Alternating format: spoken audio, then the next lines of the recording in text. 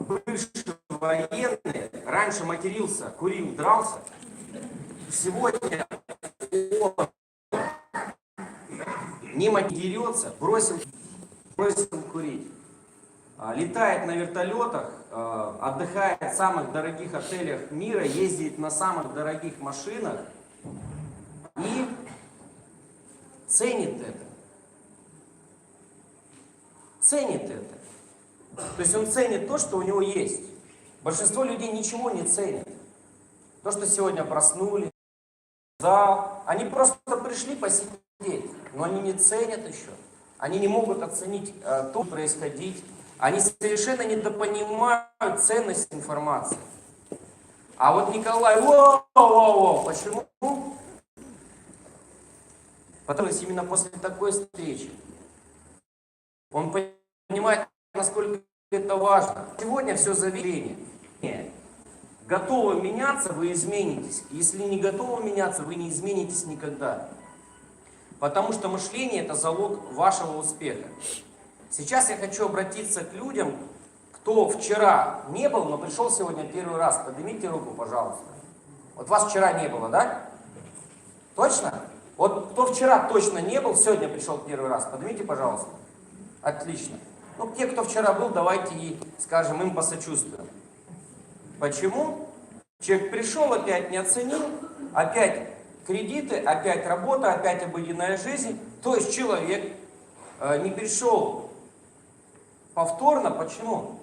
Потому что он бедный в мышлении. Понимаете?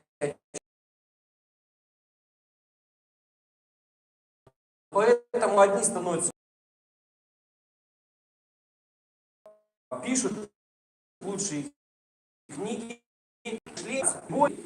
концерт. И честно, жизнь здесь немного скучная. Я говорю правду. Почему она скучная? Ну, потому что холода, здесь нет каждый день, там, ну, театр, да? А?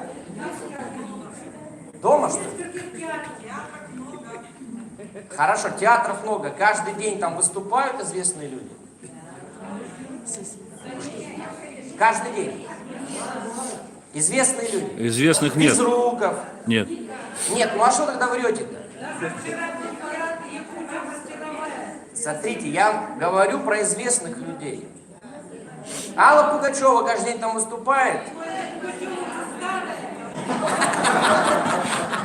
Ясно. В общем, смотрите, пока вы не будете готовы принимать знания, у вас в жизни ничего не изменится.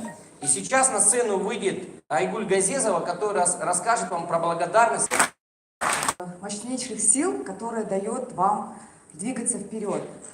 Я вам расскажу историю свою в детстве, потому что, ну не в детстве, а когда я вышла замуж,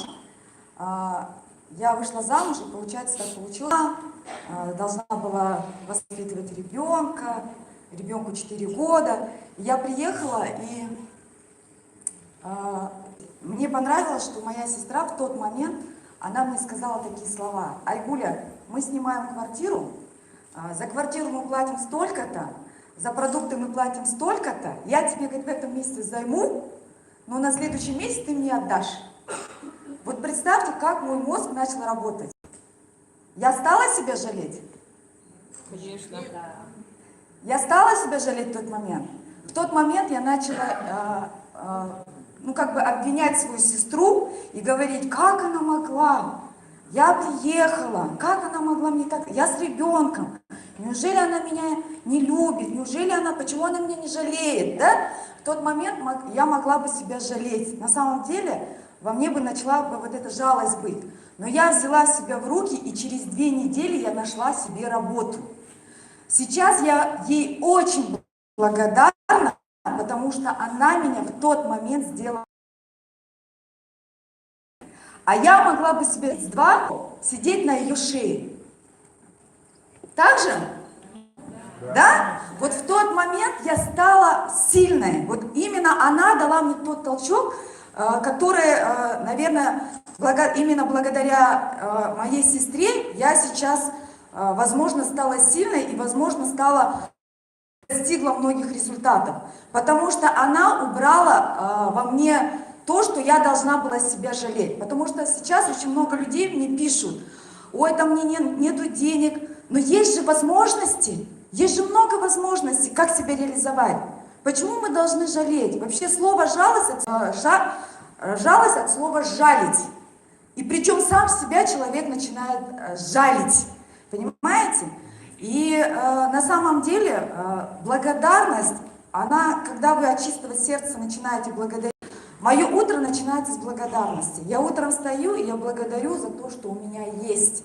Многие не благодарят за то, что у них есть ноги, руки. Они думают, что это нормально.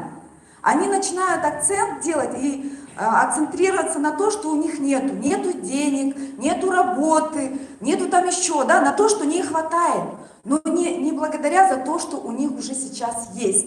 Я утром встаю, и мое утро начинается благодарность за то, что я просто встала. Я, когда была на море, на самом деле я не могла себе до этого позволить ездить на море, но я когда стояла на море, я стояла, и у меня, знаете, настолько было чувство благодарности, что я стою своими ногами, потому что многие люди, есть люди, у которых нет ног, есть люди, у которых нет рук. Вы, наверное, знаете историю Ник Вотчи, знаете историю? Рук и ног нету, но у вас есть к нему чувство жалости? Нету чувства жалости? А почему нету? У него же нет рук, ног.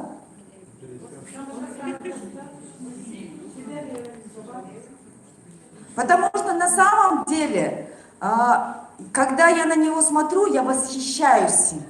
У него нет жалости. Ну что у него есть? Вы что заметили? Он когда выходит на сцену, что у него есть? Улыбка. Улыбка.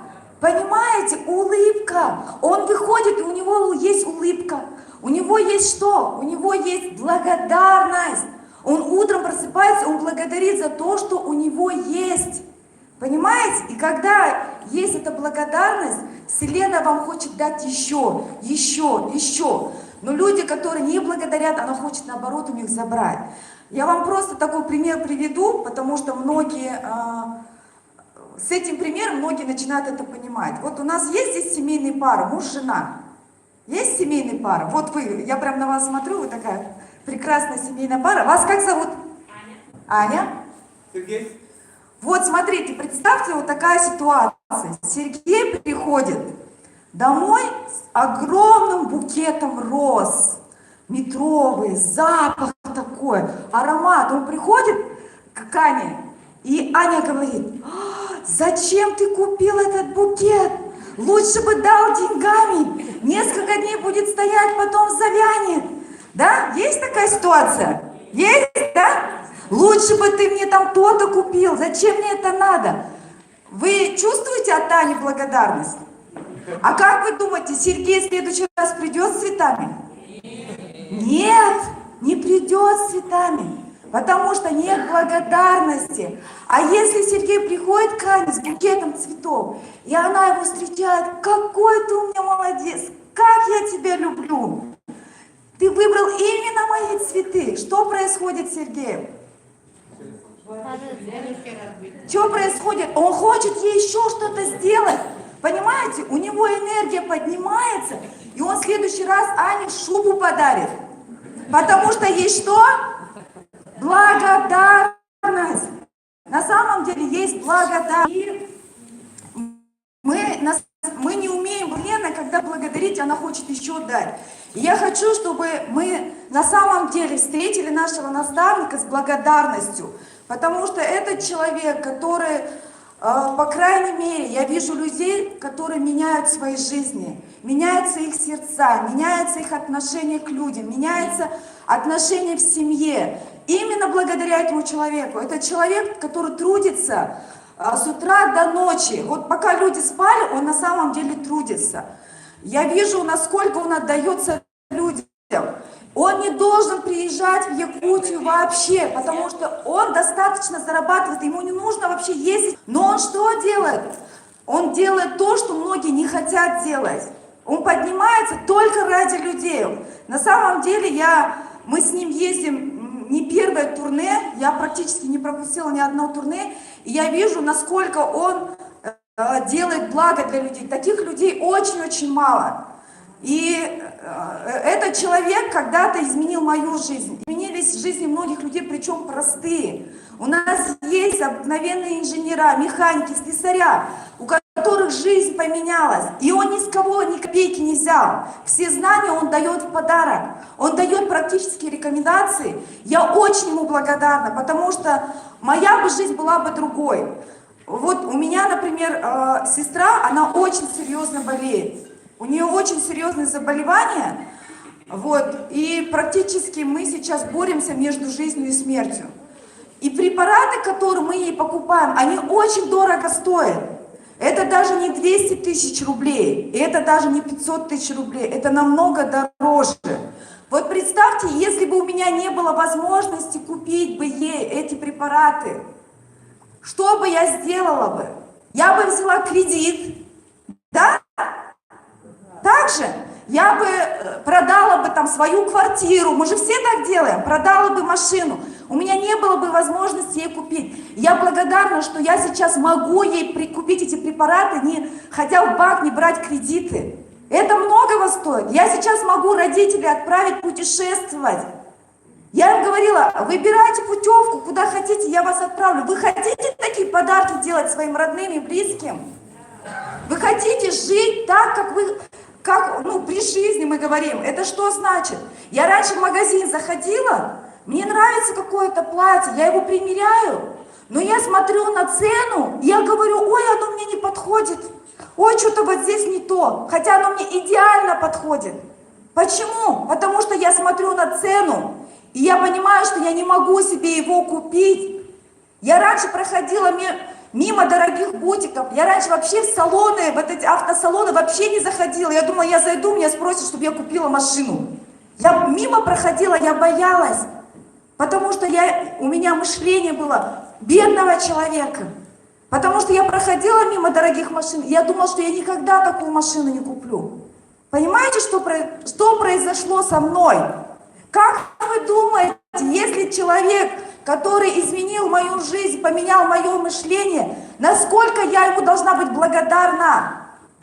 Вы понимаете, что на самом деле у меня благодарность идет от сердца. Когда вы научитесь благодарить, у вас начнет сердце раскрываться, потому что вы не можете благодарить. Благодарность идет откуда? От сердца. Вы благодарите своих родителей, что вы родились на этот свет? Да. А когда вы благодарите, что происходит с вашим сердцем? Тепло идет, да? Вот на самом деле наш проект, вот видите, у нас есть два крыла. У нас есть и духовное крыло, и финансовое крыло, и они идут вместе. Понимаете? Потому что если у меня нет денег, я не могу помогать. Я не могу построить храм, мечеть. Так? Кто может построить и помогать людям? Только человек, который богатый. Да? В основном очень много... Вот кто в основном, вот если брать статистику по грабежам, по убийствам, кто это делает? Бедные люди. От чего они делают? От нехватки денег, да? Богатый же человек не пойдет в форточку лазить, там убивать или воровать. Понимаете? Поэтому на самом деле я хочу, чтобы мы послушали внимательно нашего наставника, потому что то, что он говорит, это на самом деле ценно. Вы все пришли сюда, вы деньги заплатили? Не заплатили? Понимаете, что это? Вот то, что турне происходит, это на самом деле... И я хочу, чтобы вы внимательно его слушали. Будут сидеть люди, как я, изменят свою жизнь в лучшую сторону. И вы начнете так же, как и мы, помогать другим людям. Поднимите руки, кто хочет помогать людям. А почему вы хотите помогать людям? Потому что у нас внутренне заложено такое. Вот, потому что у нас внутренне заложено это помогать. Потому что мы счастливее становимся, когда помогаем людям. Когда мы видим, что другой человек радуется, через вас радуется. У вас начинает что внутри? начинается внутри наполняться счастье. И дело даже не в деньгах, а в том, что через вас люди узнали об этом, получили здоровье. Мы с Алитой ездим по многим городам и странам. Вы не представляете, какие результаты мы видим людей. Когда мамочка стоит с ребенком, у которого был диагноз ДЦП, и который не мог голову держать, понимаете, ложку держать. И она стоит со слезами и говорит, что она может, что ребенок сейчас голову держит, что ребенок сейчас ложку держит и хочет говорить. Вот представьте, какое наше состояние.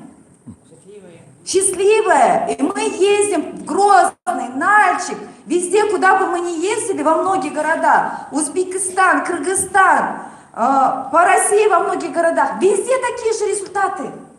Но мы, допустим, нас несколько человек, мы не можем всех охватить. Поэтому мы хотим, чтобы нас было намного больше. Вообще в Японии есть такая поговорка: если ты узнал что-то хорошее, что принесло тебе пользу, ты обязан поделиться с другими людьми. Обязан. У вас есть это в религии? Есть же в религии, да? Если ты что-то узнал хорошее, ты просто должен об этом поделиться. Это как обязанность твоя должна быть. А у нас люди приходят и что говорят? А что, людей надо приглашать?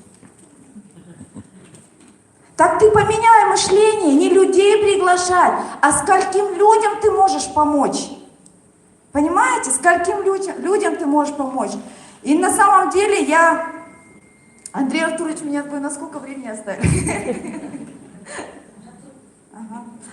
Я хочу, чтобы мы на самом деле от чистого сердца, вот с глубины своей души, встретили нашего наставника, человека с большим сердцем, человек, который трудится ради людей. Таких людей очень мало, поверьте мне. Этот человек приехал специально в Якутию, чтобы поделиться своими знаниями. Это наш наставник, это сертифицированный бизнес-тренер от Брайана Трейси. Вы знаете, кто такой Брайан Трейси?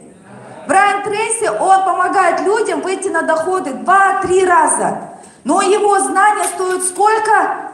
Очень дорого. Тони Робинсон, один коуч Тони Робинсона стоит $1 миллион. Но Андрей Артурович получил знания, которые стоят более $100 000. И он делится с вами в подарок. Я хочу, чтобы вы все его поприветствовали. Андрей Артурович Шаура! Давайте Не пойдет, да?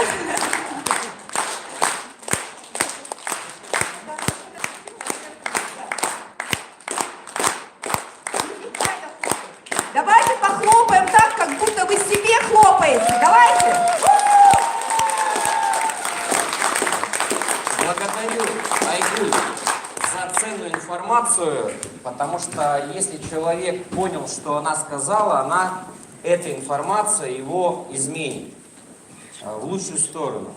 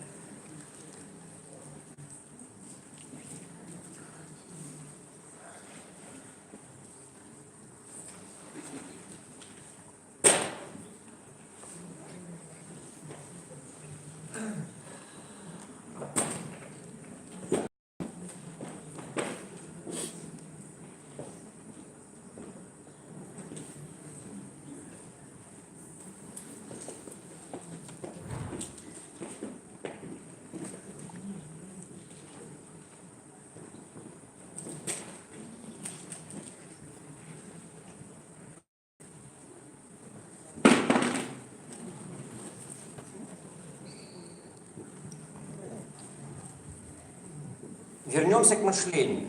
То есть человек, если мыслит по-другому, не как умный, а как мудрый, его жизнь меняется.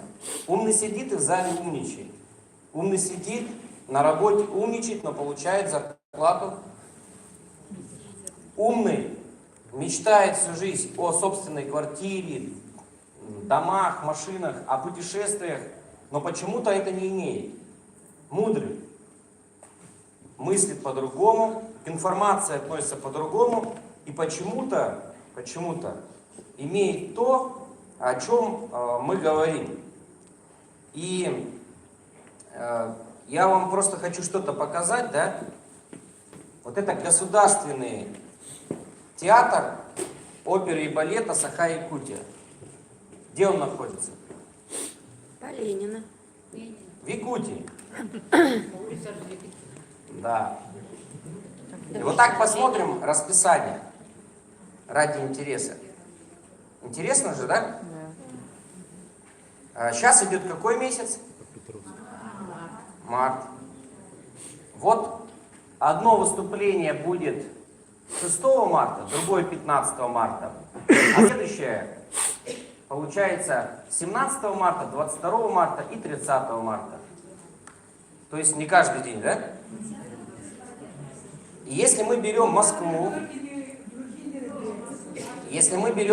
вот женщина слишком умная, я же говорю, вот когда умный человек, вот она на своем стоит и все. Если мы берем Москву, то в Москве десятки разных театров, разных спортивных комплексов, разных, не только Москва, это может быть Красноярск, Новосибирск, это может быть Красноярск, Новосибирск, еще для одного умного объясняю. То есть понимаете, о чем я говорю? Есть умный он всегда стоит на чем? Он будет отстаивать свое, но будет нищим. То есть он будет всегда защищать свое, но будет нищим. Вот в этом и проблема людей. Они отстаивают свою работу, но они... То есть почему? Потому что легче, понимаете, вот отстоять то, где ты есть. Легче отстаивать плохой брак, да? Легче отстаивать, что ты полный. Легче отстаивать, что у тебя нет денег. Легче отстоять, что вот у тебя есть работа, и она на самом деле не любимая, но ты говоришь, это любимая работа. Потому что так легко снять ответственность с себя. И вот, например, если мы заходим хотя бы в один театр города Москва, то там выступление только одной Анны Карениной, ну то есть каждый день идет, хоть в одном театре. Но сейчас я вам могу сказать, что у вас есть выбор. Либо вы меняете подход в жизни, либо у вас жизнь остается такой же, какая она и есть. Ну вот простой пример. Вы сегодня живете примерно так, как родители вам передали. Ну, скорее всего, либо с ними в квартире, либо с ними в доме, либо в их квартире, но не в собственной. У большинства так. Либо ипотечная. Ипотечная, она тоже что? Кто знает?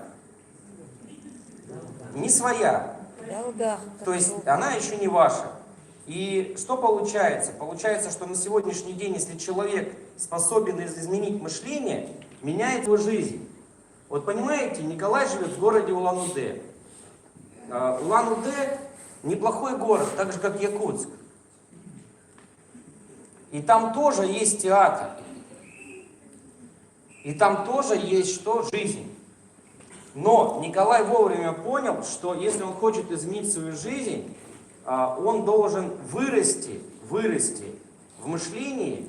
И за это время он побывал в десятки городах, в разных странах мира.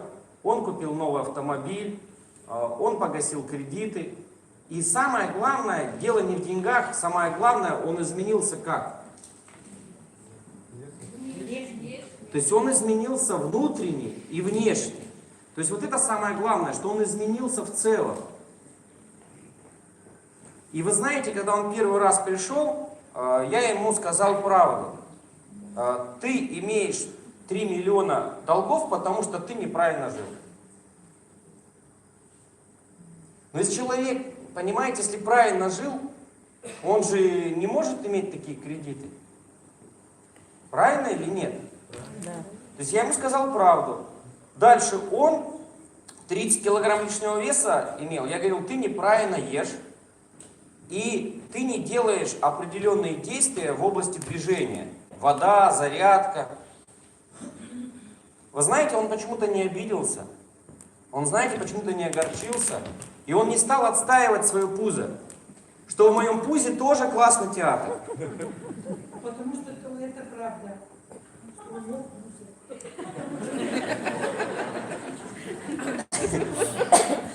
То есть, что, друзья, мы понимаем? Человек стал меняться, менять свое отношение к жизни. И сегодня вот он вообще стал другим.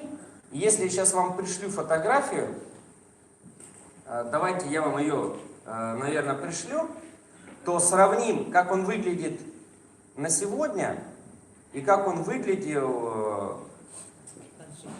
Да, вот смотрите, вот так мы смотрим, это же март 2018 года, а сейчас у нас какой год? Давайте ради интереса с вами посмотрим.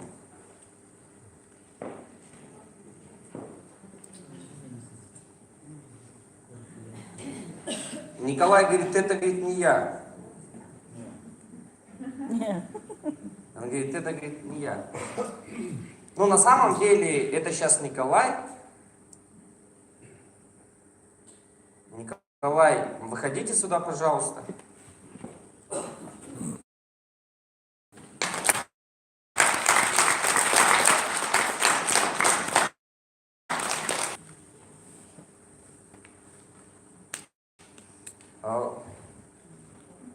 То есть до прихода был вот таким, сейчас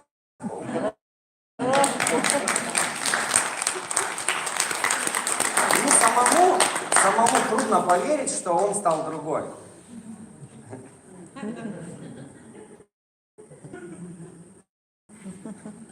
Красивый, молодой, успешный.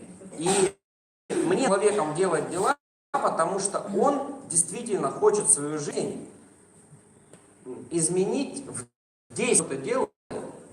И вот сегодня есть Академия «Успех вместе». Она помогает людям изменить мышление. Она помогает она помогает людям путешествовать по миру. Вот я тоже стараюсь. 11 зон,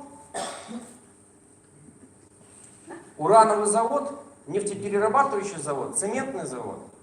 Но я почему-то понимаю, что это не лучшее место для места жительства и радости жизни человека. Родился в край, но делать там нечего. Объективно честно. Потому что если я буду жить среди заводов, то мои дети будут рано или поздно иметь заболевания. Мне это надо? Если я буду в сильных холодах жить, мои люди не будут видеть что? Ну, дети, солнце. Мои дети не будут видеть в том количестве фруктов, сколько надо. Я, конечно, уверен, что у вас есть магазины, где, наверное, там есть много фруктов. Наверное, есть, ну, 100%, дорогие такие магазины. Но вчера я зашел в магазин купить воду. И там был фруктовый прилавок. Я хотел фрукты купить. Я люблю фрукты. Я так огорчил. Да, не в тот. Я понял, что не в тот. Что?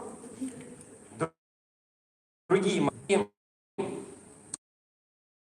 Поэтому я но четко понимаю, что я там не должен ради своих родителей, любимых детей, ради своих любимых родственников, потому что если я там буду жить, я как папа, как сын, буду подавать плохой пример. У них не будет будущего.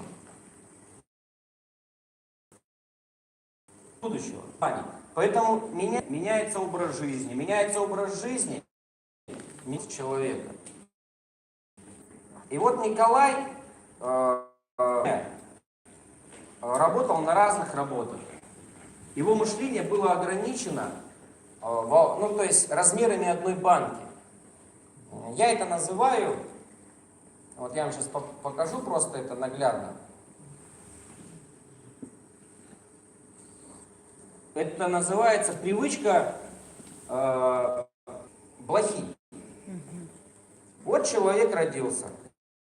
Он родился в какой-то семье. Он родился в каком-то городе. Есть возможности. Конечно, в каждой семье, в каждом городе возможности. Но если мы посмотрим с вами вот на это, то большинство людей ограничены, причем ограничены определенными рамки, которые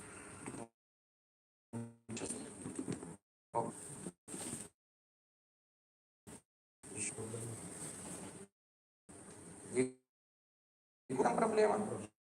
Так вы же говорите, тут нет проблем. Это умные сказали. Его Длинная стеклянная банка и крышка. Его помещают внутрь банка. в банку, она выпрыгивает из банки. Потому что она не знает, возможности могут быть ограничены. Она знает, что она может спокойно выпрыгивать. Но когда она на какой-то работе, в каком-то направлении, в каком-то городе, она попадает в рамки этого города, в рамки этой специальности, в рамки этой работы. Затем оставляют на 3 дня. 3 дня проходит. Открывают. Когда же банка открывается, ни одна блоха не может выпрыгнуть из нее. На самом деле, на уже выше уровня установленного измерения.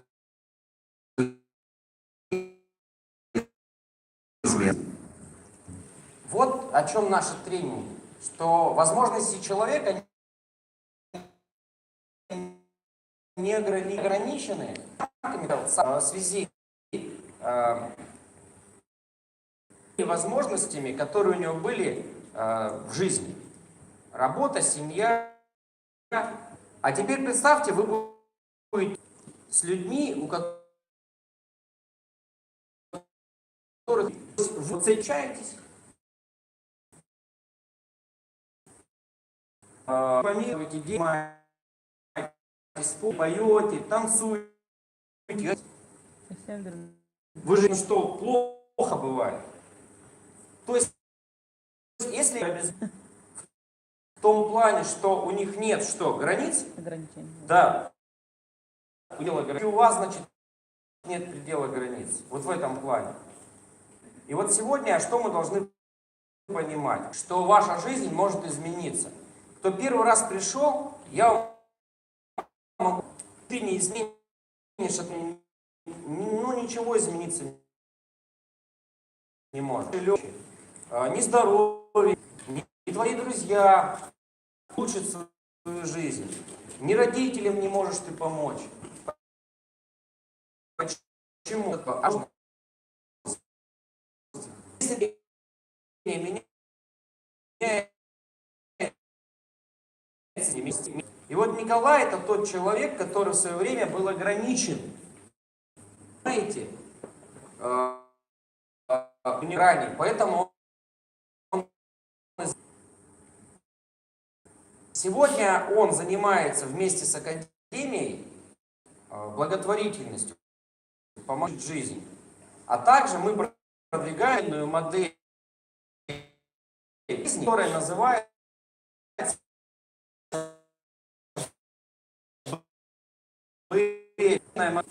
преуспеть. Вот понимаете, иногда люди приходят,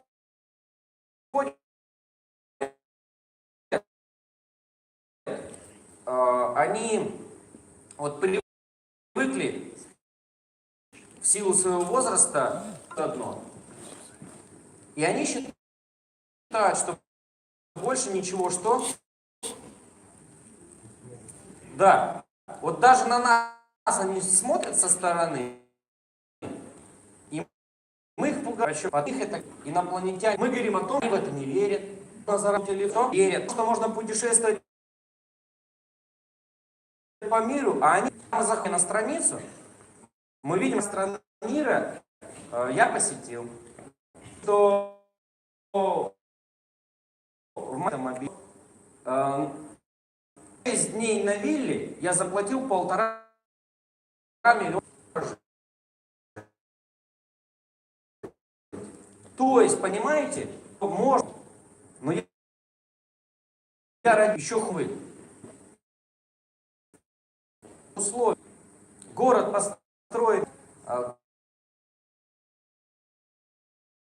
город его строить. Немцы и все заключенные остались в этом городе.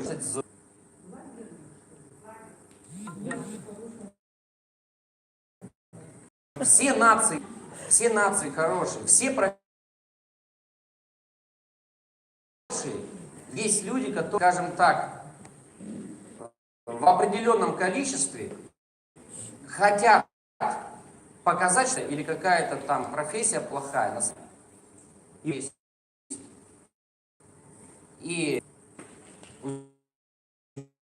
учителя есть. Учился в школе. Есть множество учителей. Сердце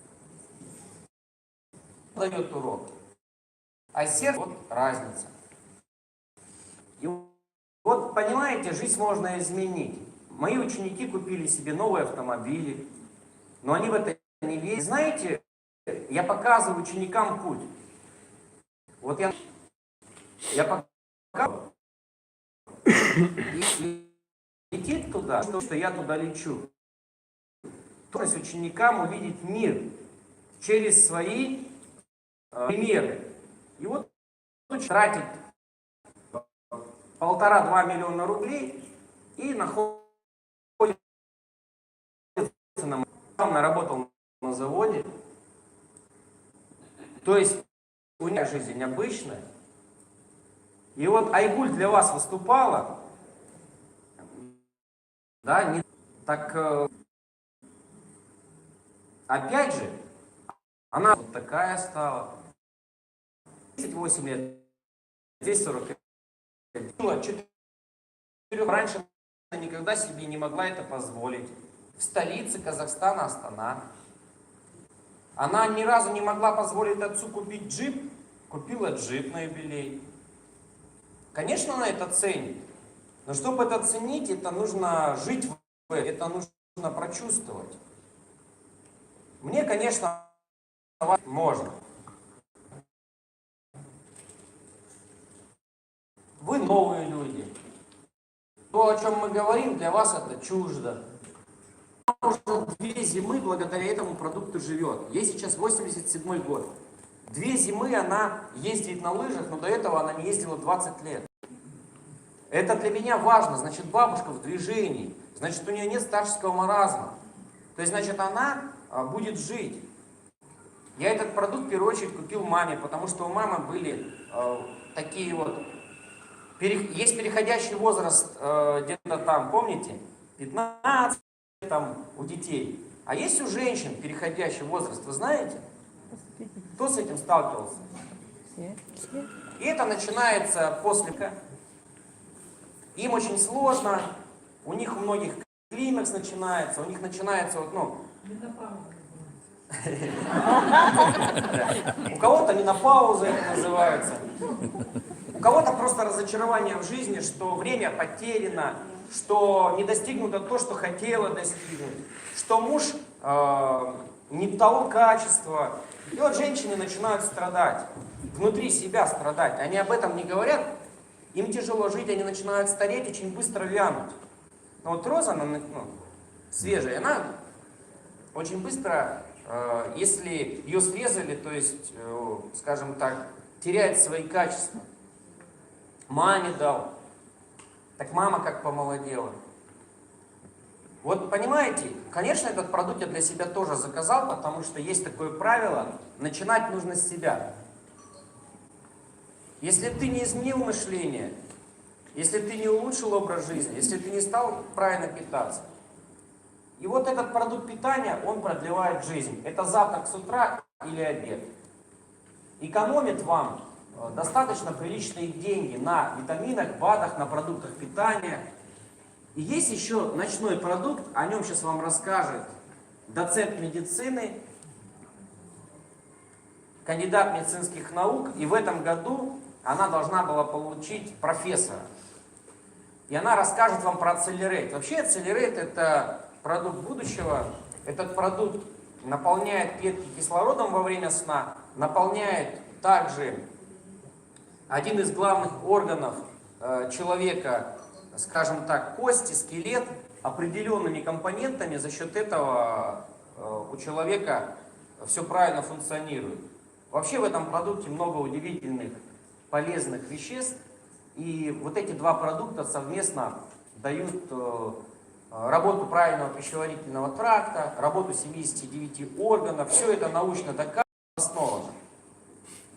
И вот вы, когда Айгуль выступала, говорили о духовности. Вот вы говорили, вот у человека внутри помогать. А почему тогда не помогаем? Все так помогает. Вот интересный факт. Еще как помогаем, да? То есть догоняем, да? Вот реально мы помогаем людям. Конечно, помогаем. Помогаем. Если бы не помогали, мы северяне как мамонты бы вымерли. Ну, на самом деле, большинство людей, они не помогают людям на планете Земля. Они живут для себя, они думают о своем кошельке, они людей через дорогу не переводят взрослого пола. То есть они не занимаются благотворительностью, и иногда они даже не помогают родным братьям и сестрам, у которых трудности. И даже по 5 лет между собой не общаются. Есть. Есть люди, кто помогает. Это вот какая-то часть из нас. Еще есть какие-то люди на планете Земля. Но в большом количестве, к сожалению, это не масштабирует. И вот я, который рожден был для себя, никогда в жизни не хотел людям помогать. Вот я сегодня помогаю людям. Отдаю им все последнее. И мне это нравится, потому что, помогая людям, ты становишься лучше. И вот сегодня у нас Якутия, это уже, вот за 6 дней мы выступаем 6-й раз. 1 марта мы выступали Чита, 2 марта Чита, 3 Улан-Удэ, 4 Улан-Удэ, 5 Якутия, 6 Якутия. Мы оплатили сами гостиницы, перелеты, проживание, разные услуги, еду. И нам это нравится. Мы трудимся с утра до вечера. Мы не ходим ни в Чите, ни в Улан-Удэ, ни в Якутии. Место достопримечательности. Мы там не отдыхаем. Но, чтобы вам было понятно, вот когда люди приезжают какие-то, ну, например, Алла Пугачева, которую вы говорите якобы старая, хотя я бы не сказал, что она старая. Вам же сколько лет? Вы же себя старой не считаете, наверное? Гораздо старше. Вот. Но вы же не старая, вы же молодая. Я еще молодая. Вот. И она тоже себя считает молодой. Так вот, когда приезжает Филипп Киркоров, или Алла Пугачева, или Безруков, ну вообще любой человек, они в первую очередь хотят не людям там помочь. Да, они там вот выступают, но они очень часто хотят что-то там, знаете, ну, деньги заработать, понятно, походить, посмотреть, соприкоснуться с чем-то, понимаете? Вот. Поэтому вообще вот сейчас вам Аэлита выйдет и скажет очень важные вещи,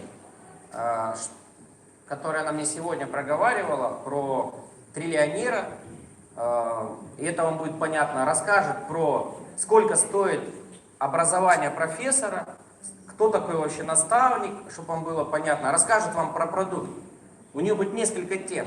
Продукт Accelerate, я расскажу сейчас про продукт Elevate, и она расскажет, кто такой триллионер, какие бывают возможности человека в плане помощи. Они разные бывают. Разные. И вот смотрите, капсула. Я беру капсулу и ее ем. Вы можете запивать сразу стаканом воды, либо разводить с водой. Вот Николай тоже, видите, кушает. И мне ему не жалко, что он берет у меня. Да. А что ты мою взял? Что ты за свои не сходил? Вот, поэтому мы вроде как помогаем, да, но это как условно. Сэкономил. Да? Вот. Я очень рад, что он взял. Он взял мою, и я думаю, как классно сейчас поест. А мне наставник сказал, корми людей, тебе больше вернется. Хорошо, что он мою ест, а не свою. Значит, больше мне придет. И вот я жую,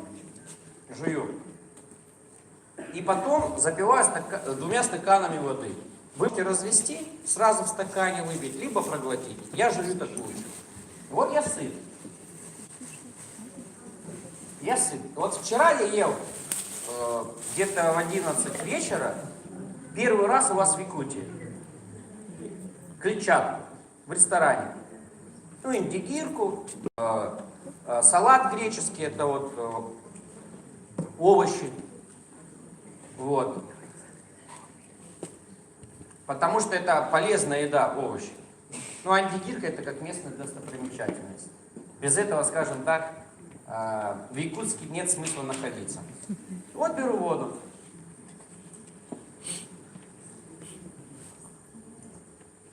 И это делает мои клетки лучше. Это делает клетки ваши лучше. Это делает клетки моих родителей лучше. И я получаю от этого удовольствие, друзья, что мы помогаем кому-то. И это стоит 100 рублей всего. А заменяет еду, а заменяет в будущем таблетки, лекарства, БАДы, витамины. Люди бросают пить, курить. Это помогает людям. И понимаете, вот, а пусть вот Иван, Айгуль и Алита все сюда выйдут. Вот, смотрите, эти все люди не были идеальными. Вот Иван. Иван, он был вот таким. Сейчас Иван вот такой. То есть Иван был таким, стал вот таким. Айгуль, вот Николай был таким, стал вот таким. Вот Айгуль была такой, стала вот такой. А Элита, у нее заболевание 20 лет было неизлечимое, которое мы сегодня излечили, и она стала, то есть ей сейчас 39 лет, 3 детей, и она выглядит гораздо лучше, чем выглядела раньше. Я вот найду фотографию, где она молодая. Где она? Тут же, да? Помните? Нет, 2 там вот рядом. Примерно выше. Да, сейчас. Просто я хочу вам показать, что все люди, которые выполняют наши рекомендации, причем денег мы за это не берем. Вот понимаете, вот она. В 2008 году она была вот. Да здесь хороша она, и Вот. там хороша. Да, понятно, она хороша, только это было... Вот, вы не смотрите 8 год. Она была на 10 килограмм толще. Она здесь емна. Вот. Сегодня, вот встаньте, она выглядит... Вот, 2018 закройте, чтобы им было понятно. Вот. Вот нормальный мужчина, хоть один нормальный. Вот правильно. Он говорит правду. Правду нельзя скрыть. Извините меня, там 2008, здесь 2019. А? Да. Сколько лет прошло? 11. А сколько детей у нее за 11 лет появилось? 2, а 1 чуть постарше. То есть у нее же еще в эти 11 лет 2 детей появилось. Поэтому давайте не будем врать. Она стала лучше. Но помимо этого, она также купила машины, она также путешествует по миру. Но если взять любого из них, у них у всех машины, квартиры, путешествия, деньги. Ну и меня тогда. Да? То есть еще раз посмотрим. Был, стал. Тоже стал лучше. Все. Вопрос, то, что наши знания эффективны, закрыт. Вопрос, вы хотите их взять? И не важно, сколько вам, Лет. потому что у меня есть студентка 102 года. И она не умничает. Понимаете, она пьет воду, пьет зарядку, ходит на тренинги, и она мне ни разу в жизни меня не перебила. Она ни разу не поумничала. И она говорит, я так благодарна, я стала себя чувствовать, и лучше я стала жить при жизни. Классно? А есть у меня у студентов родители по 98 лет, по 92, и у них трудно. И они смотрят вместе передачи каждый день. Как помните, в СССР было-то, новости-то канал первый. Ту-ду-ду-ду-ду-ду, помните? Вот они вот так сидят с семьями и смотрят, с детьми. С детьми. То есть они сидят с детьми, вместе смотрят, нравится. Потому что это им помогает. То есть помогает им то, о чем мы говорим. Видите, с детьми. Так, Ахалай, Махалай. Ты Сарибин. Смотрим. Кто-то написал интересный этот комментарий. Это у нас в академии идет тренинг, и ребенок смотрит. То есть что мы видим? Что люди вот получают вот это все безвозмездно, их жизнь меняется. Кто не берет, у них не меняется. Если человек, вот понимаете, если человек приходит в зал вот таким, он закрыл свою крышку и сидит, уходит, и он дома такой же ходит. А если человек пришел, вылил все ненужное, то сюда ему можно что? Доливать. Долить нужно. Понимаете, разбавлять.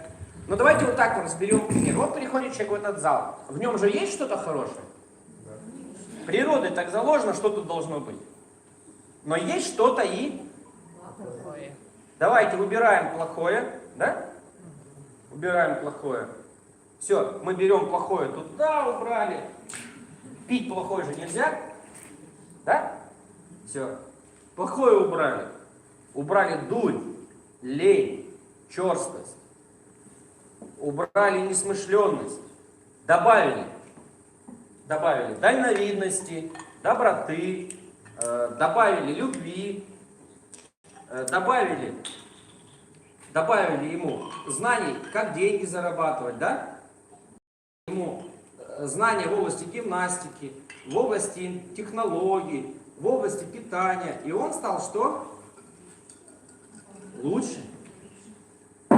И самое интересное, он ушел отсюда и закрыл крышкой, чтобы говно к нему не попало. И потом опять в академию пришел в интернете. Каждый день в интернете встречи. Ему опять что? Да, ему дают что-то хорошее. Потом он опять пошел куда-то там, на работу, на обычную, раз закрыл, чтобы говна не добавили. Он начинает переживать за общество свое. Он начинает переживать, что есть. Понимаете, с кем он дружит. И в академию зашел опять что? Его жизнь начинает меняться в лучшую сторону. Вот эти все люди пришли в зал однажды так же, как и вы. Их жизнь, я думаю, 100% была хуже, чем у вас. У Николая было 3 миллиона долгов. Сколько у тебя было долгов? У меня были кредиты. Ну, это обычное дело, как у любого сейчас гражданина Российской Федерации, да, любой страны. То есть, ну, процентов там 50 иногда своей зарплаты приходилось отдавать за кредиты. Вот. У Аэлиты сколько был долг? Ну, то есть... Ну, мы брали кредит на оборудование клиники, у нас сеть клиник в Казахстане, долг $1,5 миллиона. То есть большинство людей, кто пришел, они, понимаете, хуже были, чем, ну, в положении, чем вы. Вот, например, Николай ни разу в жизни не путешествовал, а Иван один раз на свадьбу съездил в кредит. Свадебное путешествие. А элите закрыли выезд из страны, квартиру отобрали за долги.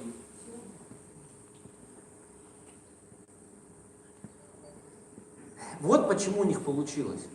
Они были в худших условиях, чем вы. И они стали воспринимать информацию более, как сказать, ну вот, утонченно. Вот есть некоторые люди, скажем так, я вот не люблю людей обзывать.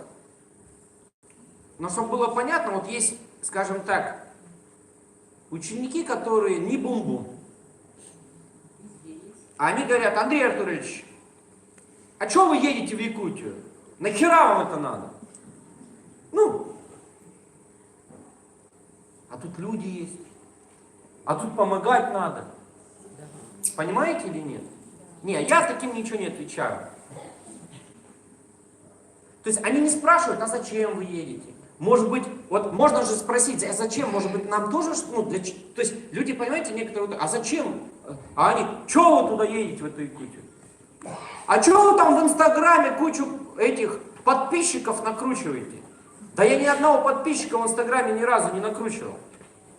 Ты спроси, дурак, во-первых, изначально, что я делаю. Понимаете или нет? То есть некоторые люди, вот они вот реально как бы тормоза. Сами себя что? То есть вот некоторые: а нахера вы эту зарядку делаете? Они не спрашивают: а зачем вы делаете? А что это вам дает? Ну, а зачем вы там воду пьете, фрукты кушаете? Не спрашивают. Может быть, мне тоже надо? А зачем вы в интернете трудитесь? А зачем, например, вы же можете не работать в интернете, можете только в городах выступать. А есть наоборот. А нахера вам выступать в городах, сидите в интернете, вы и так богаты? Ну, то есть я-то могу вообще просто сидеть в одном месте, на Мальдивах, и вот проводить вот такие выступления. Все, через интернет. Мне не надо приезжать в какой-то город, выслушивать мнение людей, которые на данный момент ничего не достигли. Мне не надо с ними соприкасаться, мне не надо с ними входить в диалог, мне не надо, понимаете, с ними что-то вообще выяснять. Я даю информацию в интернете, не понравилось, он ушел. Кому понравилось, тут что? Удобно. Это очень комфортно. Да потому что по-другому не поможешь большему количеству людей. И вот ученики, станьте вот сюда, чтобы вас в интернете видеть. Вот красавцы. Чуть поближе. Мы даже в лифт пятером ходим. Раньше Коляна приходилось выгонять, а сейчас мы заходим в лифт, так чук-чук-чук, все в одном. Ребята, ну реально это работает. Я не знаю, как вам это вот 100% каждому обосновать, потому что не все готовы. У каждого свое мышление. Но это работает. Люди, вот это 5-й десяток, это 39 лет. Да? То есть 4-й десяток. Все молодые, красивые. Ходили в робах. Он в каске ходил, она ходила в халате. Постоянно роды принимала, в крови была там и так далее. Да. Вот, только кровь была с точки зрения пользы. А она сидела, бухгалтером работала, грыжу себе наработала. Понимаете? А Николай, у него колено было опухшее, и операцию нужно было делать. Слово можешь сказать, да? Ну скажи, вот подойди сюда. Друзья, вот Андрей Артурович многое сейчас сказал вам. Я вот хотел, знаете, что добавить буквально на 1 минуту.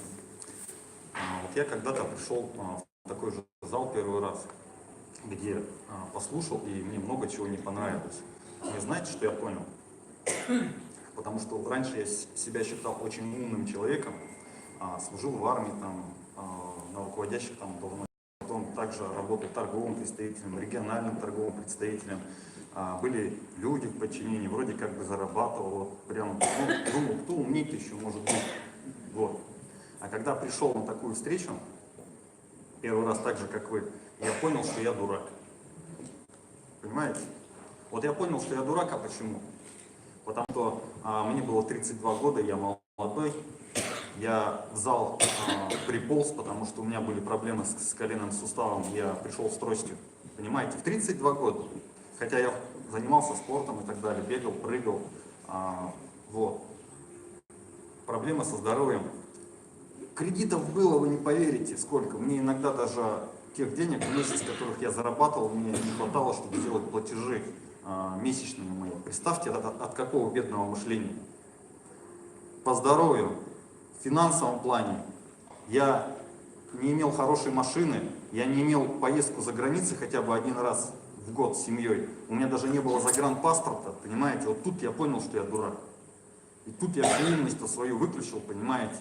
И начал обучаться. Я посмотрел на людей, которые живут другой жизнью. И все, я понял, что именно то, что я делал вчера, я с сегодняшнего дня начинаю менять и делаю абсолютно другие вещи, чтобы моя жизнь изменилась. И все, я стал ходить в академию, стал обучаться, и жизнь стала меняться. И я вот вам рекомендую также сейчас просто вот этот вот сосуд свой опустошить, начать слушать, и чтобы ваша жизнь начала меняться. Так же, как и у нас. А мы простые люди. Вот я родом в сельской местности. Я до 18 лет даже со своей деревни никуда не уезжал, потому что у родителей не было возможности. Родители были фермерами. Я 18 лет слез с коня и сказал родителям, что я, короче, так жить не хочу. В армию, когда пошел, сказал, чтобы меня подальше увезли. И родителям говорю, вы чтобы ко мне не приезжали, мне надо куда-то подальше, короче, все. И попросился меня, короче, с Москвы, говорю, с деревни, с Читинской области увезли в Москву. Я так радовался, думаю, о, как далеко ко мне никто не приедет, короче. А мои знакомые говорили, вот дурак, короче, как это так, родители, чтобы не приехали. Вот. А в Москву, когда приехал служить, мне, знаете, там что говорили, я даже первый раз подрался. А что, говорит, ты, говорит, откуда приехал-то?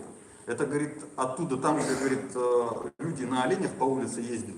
Это там, где, говорит, по улицам медведи бегают, короче. Ну и тут я, короче, в лоб дал. Вот. А на самом деле, понимаете, такие люди, они даже больше преуспевают. И вы не думайте, что здесь кто-то вышел прямо там, чем-то там от вас отличается. Это простые люди, просто они когда-то поняли, что они дураки и живут неправильно. И я не боюсь этого сказать. Вот вы фотографию мою смотрели, но поросенок реальный. 113 килограмм лишнего веса. Я вот сейчас сам себя вспоминаю, думаю, ну как так можно было вообще себя запустить? И вот я благодарю Академию, благодарю наставника Андрея Артуровича, что сегодня так можно качественно изменить свою жизнь и помогать людям. Помогать людям это как? Это масштабно. Чтобы ты мог помочь сотни, тысячам, чтобы эти люди избавлялись от кредитов, увольнялись с нелюбимой работы и помогали также другим. Это покупали квартиры, понимаете? И такие люди есть, вот это я понимаю масштабность. А то, что, понятно, можно там где-то воды принести, где-то дров занести, это помощь, но это не масштабность. Благодарю. Вот Николай сказал что-то же свое, вот. Иван, тогда Николай, раз пошла такая пьянка, режь последний огурец. А у нас, раз пошла такая движуха, то давай отдавать тепло. Ну, всем привет. Свою историю. Вот как обычно в жизни происходит, все мы идем в садик, после садика идем в школу. Вот также я окончил школу, пришла пора пойти в институте отучился, пошел работать на завод. Завод у нас был в городе градообразующий, и считалось, что у нас в городе на этом заводе одни из самых высоких зарплат. Начал работать на этом заводе, проработал несколько лет, посмотрел, как живут люди, которые там работают всю жизнь, как они потом заканчивают свой жизненный путь, ну, не в плане жизни, а в плане работы, что у них остается. И в итоге люди, когда выходят на пенсию, у них там хорошо, если есть какая-то машина поддержанная, там 10-15 лет, если что-то купить себе могут, но, как правило, они уже себе даже одежду купить не могут. И я стал встречаться со своей будущей супругой, мы поженились, то есть свадьбу в кредит сыграли, путешествие, как уже сказали, в кредит. И в итоге вся жизнь начинается с того, что что-то вам надо, если какую-то крупную покупку, телефон, диван, на это надо взять кредит, потому что зарплаты не хватает, чтобы купить что-то себе за эти деньги, которые зарабатываешь. Мне на самом деле такая жизнь начала не устраивать. Я стал искать возможности, как можно дополнительно в свободное от работы время начать зарабатывать. Изучил много курсов различных в интернете, всяких там бизнесменов. Ребята хорошо, скажем так, умеют собирать деньги за свои курсы, а курсы по большому счету вот ноль дают какой-то практики и того, что можно применить. И в один прекрасный момент я попал вот на такую же презентацию, которая была, вот вы сейчас на живой презентации, я вот был в интернете. Зашел в интернет, посмотрел, сразу скажу в первый раз, что вообще не понравилось.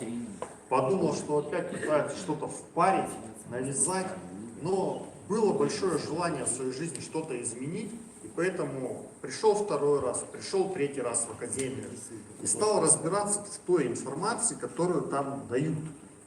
И постепенно, выполняя вот эти рекомендации, моя жизнь круто изменилась. Я на сегодняшний момент уволился с работы, несколько раз в год езжу путешествовать с семьей, например, на Мальдивы, там, Таиланд, еще какие-то направления, Бали, Индонезия.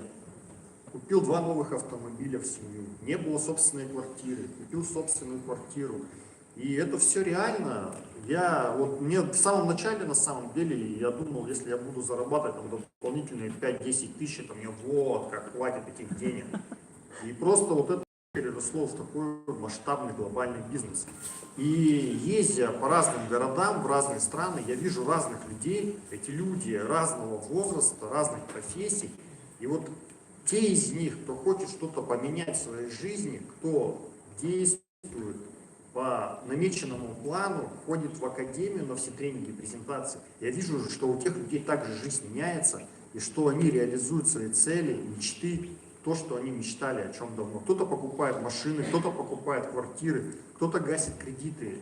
То есть у людей разные желания, и эти желания у них исполняются. И я благодарен своему наставнику Андрею Артуровичу Шаура, благодарен академии, что я когда-то в нее попал, что я начал заниматься вот этим направлением, помогать людям, потому что на самом деле это очень такой простой бизнес. Наш бизнес — это просто делиться информацией с людьми. Каждый из нас может открыть рот и рассказать что-то другому человеку. То есть вот здесь примерно то же самое. То есть это вы можете сделать со своими знакомыми, друзьями, родственниками. Но если вы хотите это делать глобально, используя, например, тот же интернет, то Академия вас этому научит. Главное, чтобы у вас было желание.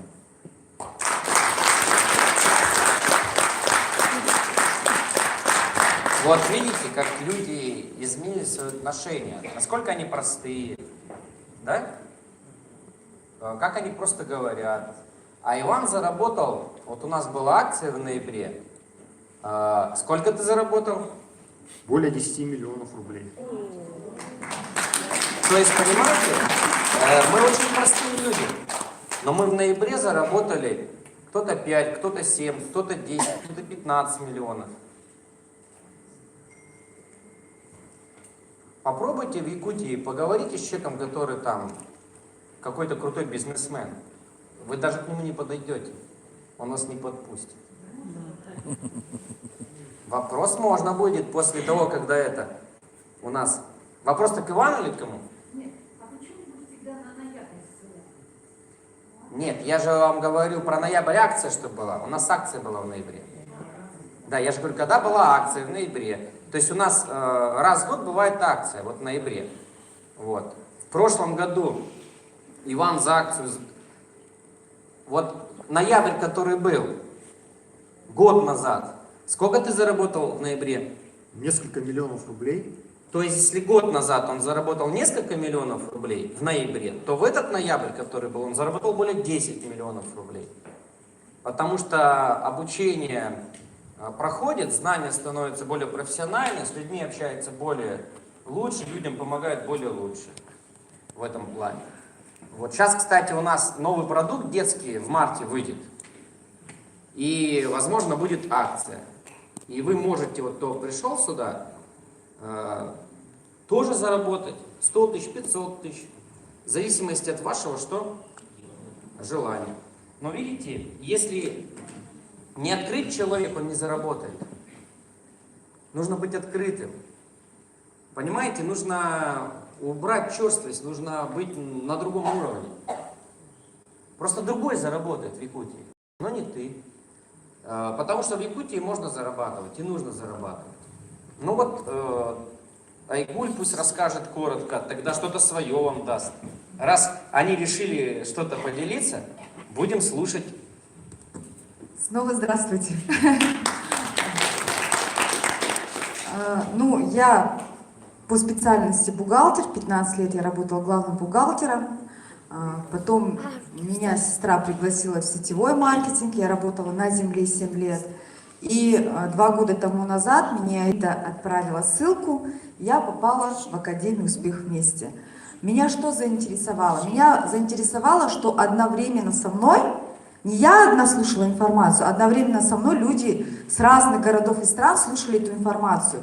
Я начала разбираться, потому что для меня это было новое, через интернет зайти по ссылке, послушать информацию, тем более там тебе еще говорили рекомендации, что делать. Я начала в этом разбираться. Я не знаю, либо у меня интуиция подсказала, потому что мы когда начинали, у нас не было ни продукта, мы даже не знали, заработаем мы, не заработаем, но в январе месяце я сразу же открыла офис. Первое, что я сделала, я поняла, что вот как раз я попала на лекцию Надежды Ивановны Андреева, и она рассказывала про продукт. Я поняла такая, я понимаю, что ничего на месте не стоит, что постоянно что-то меняется. Начала изучать продукт, я говорю, о, классный продукт, он нужен всем. Ну, как бы так вот анализ сделала. Причем он нужен женщинам, мужчинам, детям. И уже аудитория, кому нужно предлагать этот продукт, увеличилась. Я, видите, со стороны бухгалтерии начала смотреть, как бухгалтер, да. Потом начала изучать маркетинг. В маркетинге, когда я увидела, что за товарооборот $1800 компания платит $500, я вначале не поверила, честно скажу. Я не поверила, но я начала проверять. Я пригласила людей, я пригласила в первую линию 10 человек, из них 4 сделали по 4, пригласили по 4, и когда я получила $500 на свой кошелек, я их обналичила, я начала всем кричать, вы представляете, какой проект? Ну, такого дохода не было нигде. В первый месяц я заработала $1100, и с тех пор мой чек вообще не падал. То есть я поняла, что здесь, я еще помню, мы с Элитой презентацию проводим по городам. Я говорю, вам не нужно думать маркетинг, вы понимаете, что здесь очень много денег. Начнете помогать людям, на самом деле компания вам платит, честно платит за ваш труд. Я вот это вот поняла, и на самом деле я очень благодарна Андрею Артуровичу, потому что я не была послушной ученицей. Я, знаете, говорила, что вот я знаю, я вот это знаю. Я потому что пришла с сетевого, я говорила, я вот это знаю, я вот это знаю. Он открывает мою фотографию, Андрей Артурович, покажите мою фотографию. И он смотрит на меня, и он говорит, у тебя грыжа позвоночника, у тебя лишний вес, у тебя в кармане дырка. И нафига ты это все знаешь? Понимаете? И я сказала, у меня тоже как гром среди ясного неба, я говорю, все, Андрей Артурович, я поняла, я буду лучшей ученицей. Понимаете? Потому что не надо знать, если у вас нету таких результатов, а нужно просто услышать и слышать. Вот самое, что нужно научиться. Я научилась слышать, я научилась слушать, я начала пить воду, я раньше не пила столько воды, я начала делать зарядку, у меня сейчас нету грыжи позвоночника. И мой доход сейчас составил во время акции $50 000. Вы понимаете? Я поняла, что если я делала бы другие, результат 0. Я начала делать другие действия, и у меня какой результат получился? Совсем другой. Значит, как вы думаете, я должна слушаться наставника? Да? Потому что у меня результат совсем другой. И я очень благодарна наставнику за его терпение, за его труд, потому что на самом деле ученики, которые начинают слышать и слушать, у них совсем по-другому жизнь меняется, понимаете? Потому что наставник нам показывает на практике, как снимать, где делать, что делать, по интернету, по инстаграму. Мы все делаем, что он говорит. И я вижу, что с каждым днем моя жизнь меняется. То есть не надо ничего придумывать, не надо на наши старые грабли наступать, потому что пока я там свои презентации вела, на земле что-то там сама придумывала, у меня чек не рос. Как только я начала выполнять рекомендации, у меня начал чек по-другому расти. Понимаете? Поэтому, Андрей Артурович, вам большую-большую благодарность. Мы вас ценим, мы вас любим, вы у нас самый лучший наставник. Благодарю. Там вопрос в интернете задают. А если человек не хочет заниматься бизнесом, а просто пришел на продукт, за это тоже платят? Магазин платит за каждую покупку вашего потребителя в любой глубине. То есть у магазина 9 видов дохода, и магазин платит не за то, что люди бизнесом занимаются, а за то, как продукт. И, естественно, не всем нужен бизнес. Многим нужен продукт. Потому что продукт имеет очень важное обоснование для жизни человека, для здоровья человека. И я могу честно сказать, вот этот продукт я буду потреблять, даже если буду заниматься другим бизнесом. Почему? Потому что для меня ценность этого продукта выше, чем бизнес. Я же сюда не бизнес пришел строить, я в первую очередь пришел помогать людям. Но деньги, естественно, если здесь есть, почему бы их не брать? Ну это нормально. Но продукт для меня это выше, чем бизнес. Вот многие люди как, если бизнес у них не идет, они продукт не берут. Это очень большая ошибка. А почему бизнес не идет? Потому что он сам не готов, чтобы у него бизнес шел. В этом плане.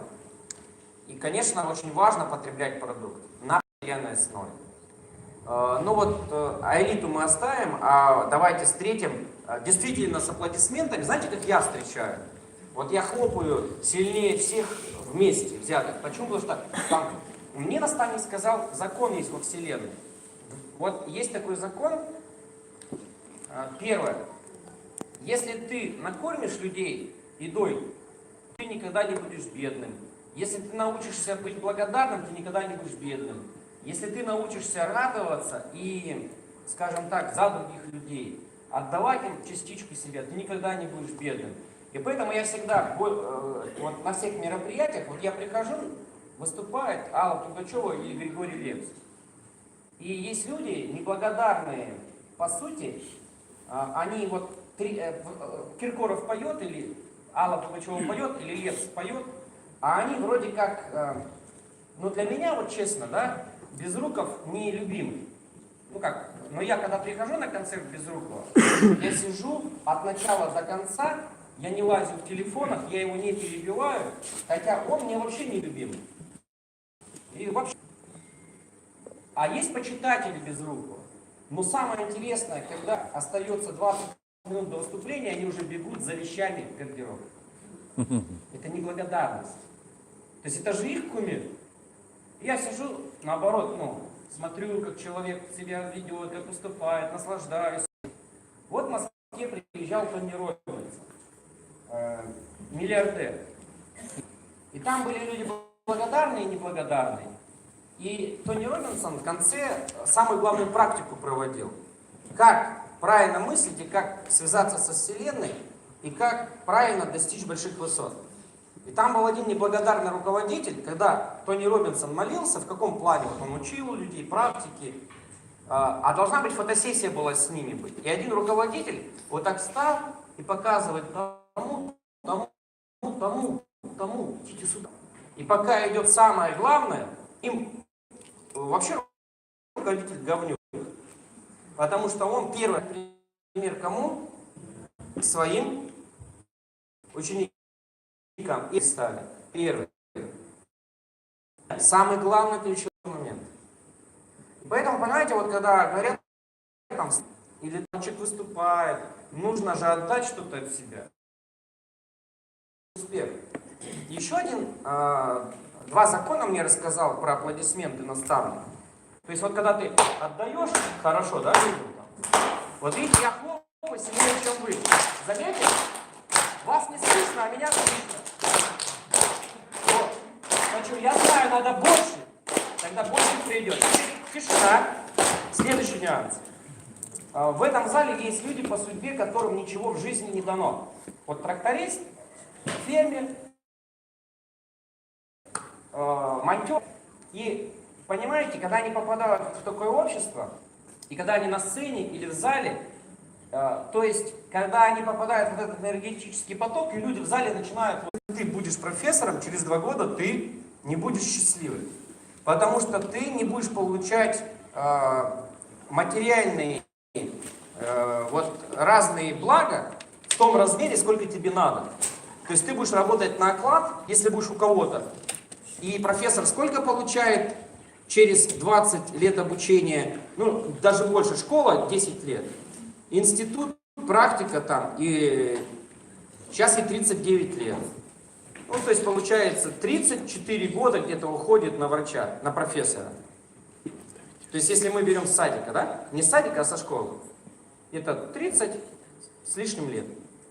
Во сколько школы идет человек? 6, 7? 7, 6. Ей 39, да, сейчас? Вот 32-33 года уходит, чтобы профессора достичь по минимуму. А по максимуму это что? Может быть и больше. Вот сколько бы профессор получал у вас в Казахстане в тенге? 100 тысяч тенге, 20 тысяч рублей. Это вот на обычной работе без блата 20 тысяч рублей. Я ей 2 года назад сказал, если ты пойдешь так, ты ничего не достигнешь. А она тогда, 2 года назад, уже выезд за границу закрыт. Квартиру приставы что? Отбирают, кредиты гасить не может.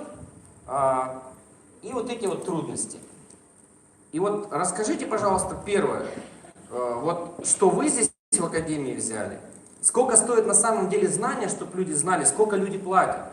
Что есть у нас в академии, в отличие от самых известных в мире хирургов, профессоров и каких-то бизнес-тренеров. И не духовные деятели, и духовные деятели. К вам хоть раз приезжал, например, Кашпировский? Нет. Да, ну, например, приезжает, там стоит билет, цена. То есть он, скажем, не бизнес-тренер, он там в силу там каких-то своих практик. Какие-то тренера к вам приезжают, то есть деньги это стоит. Гандапас, там еще кто-то, да? Стоит. Да, мастер-класс стоит деньги. Инфобизнесмены стоят деньги. Потом, например, возьмем тренинги по ведам. Приезжал к вам кто-нибудь? Кто? Ну, фамилии знаете, кто к вам приезжал? Мне просто интересно. Кроме Хакамада я никого не видела. Ну, Хакамада, она как по ведам-то не сильна, Хакамада. Тарсунов, вот. Приезжал, стоило это деньги? Вот. Вот, то есть он духовный человек, он рассказывает о духовности, где нужно помогать людям, а деньги собирал. Вот Аэлита сейчас вам расскажет. Ну и потом в заключении расскажете про цели.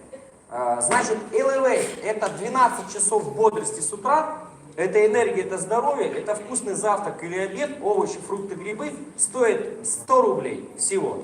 Экономит деньги на продуктах питания, БАДах, витаминах, лекарствах, омолаживает. Как омолаживает? Видели. Вот. Ну а потом расскажете про цели. Вот, пожалуйста. Так, поближе. Я всех приветствую. Вы знаете, я не везде рассказывала, как меня пригласили в этот проект.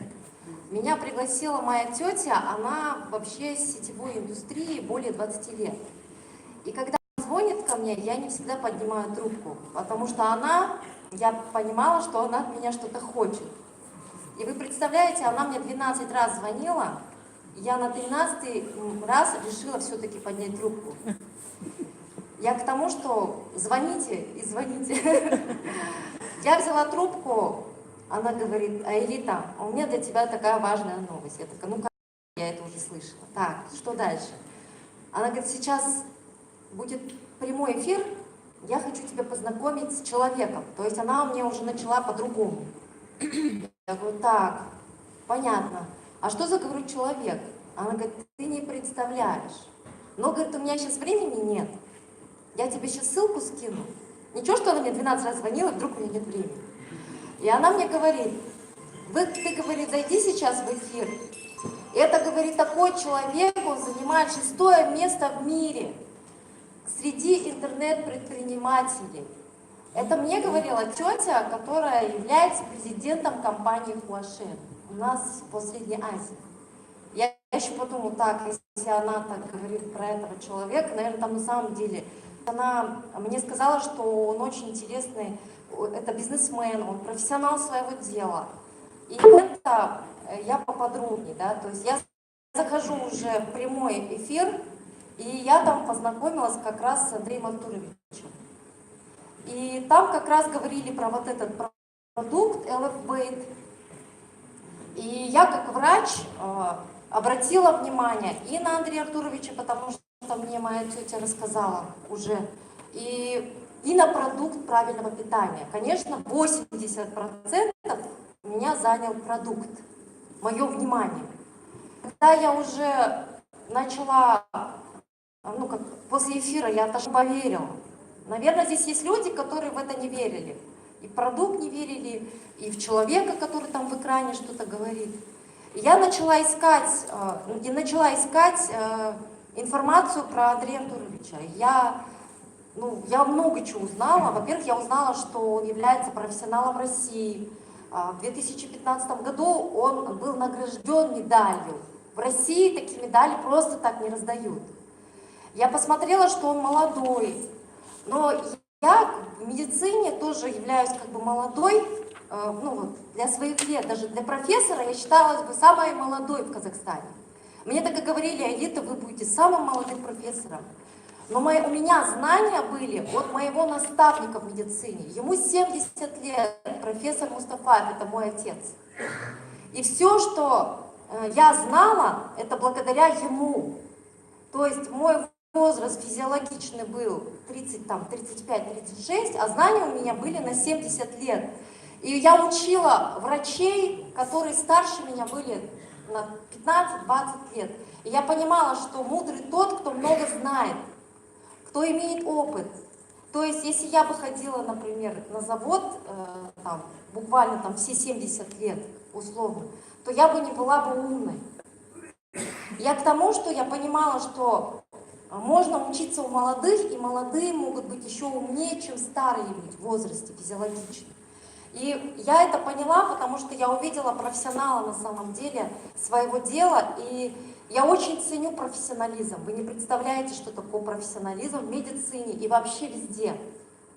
Мне, чтобы учиться у профессионала в медицине, у меня есть профессор Бурган, я в свое время хотела переквалифицироваться и стать врачом-репродуктологом. Вы знаете, это дети в пробирке. Слышали об этом, да? Я познакомилась с этим профессором, он является основоположником вообще во всем мире, один из лучших профессоров, и клиника его находится в Турции, в городе Анкара. И я, чтобы мне с ним вообще познакомиться, мне нужно было поехать в город Астана, это другая столица, да, это мне нужно было самолет купить, потом мне нужно было попасть на платную конференцию, потом мне нужно было с ним как-то познакомиться, потом нужно было поехать к ним, познакомившись с ним уже, мне нужно было заплатить деньги за переводчика французского языка, турецкого языка, потому что основоположниками репродуктологии являются еще и французы. И я понимала, что я что-то хочу начать большое. Я заплатила за переводчиков, за французского, за турецкого. Мне нужно было поехать в Анкару, заплатить за самый дорогой отель в Анкаре, и так далее. В общем, это очень было затратно, мой путь, чтобы познакомиться вообще с самим механизмом в клинике. И я помню, что, профессор, он еще такой был, как вам сказать, он не все рассказывал. Все это было коротко, и это было все в основном на бумаге, то есть тебе дают всю информацию, типа ты сама изучаешь, но я тебе покажу, где это брать, да, условно. То есть, это было очень много денег. А когда я увидела академию, и когда я увидела Андрея Артуровича, который дает знания, которые, в принципе, стоят денег, он дает знания про мышление, да, он пытается изменить наше мышление. И он это делает бесплатно.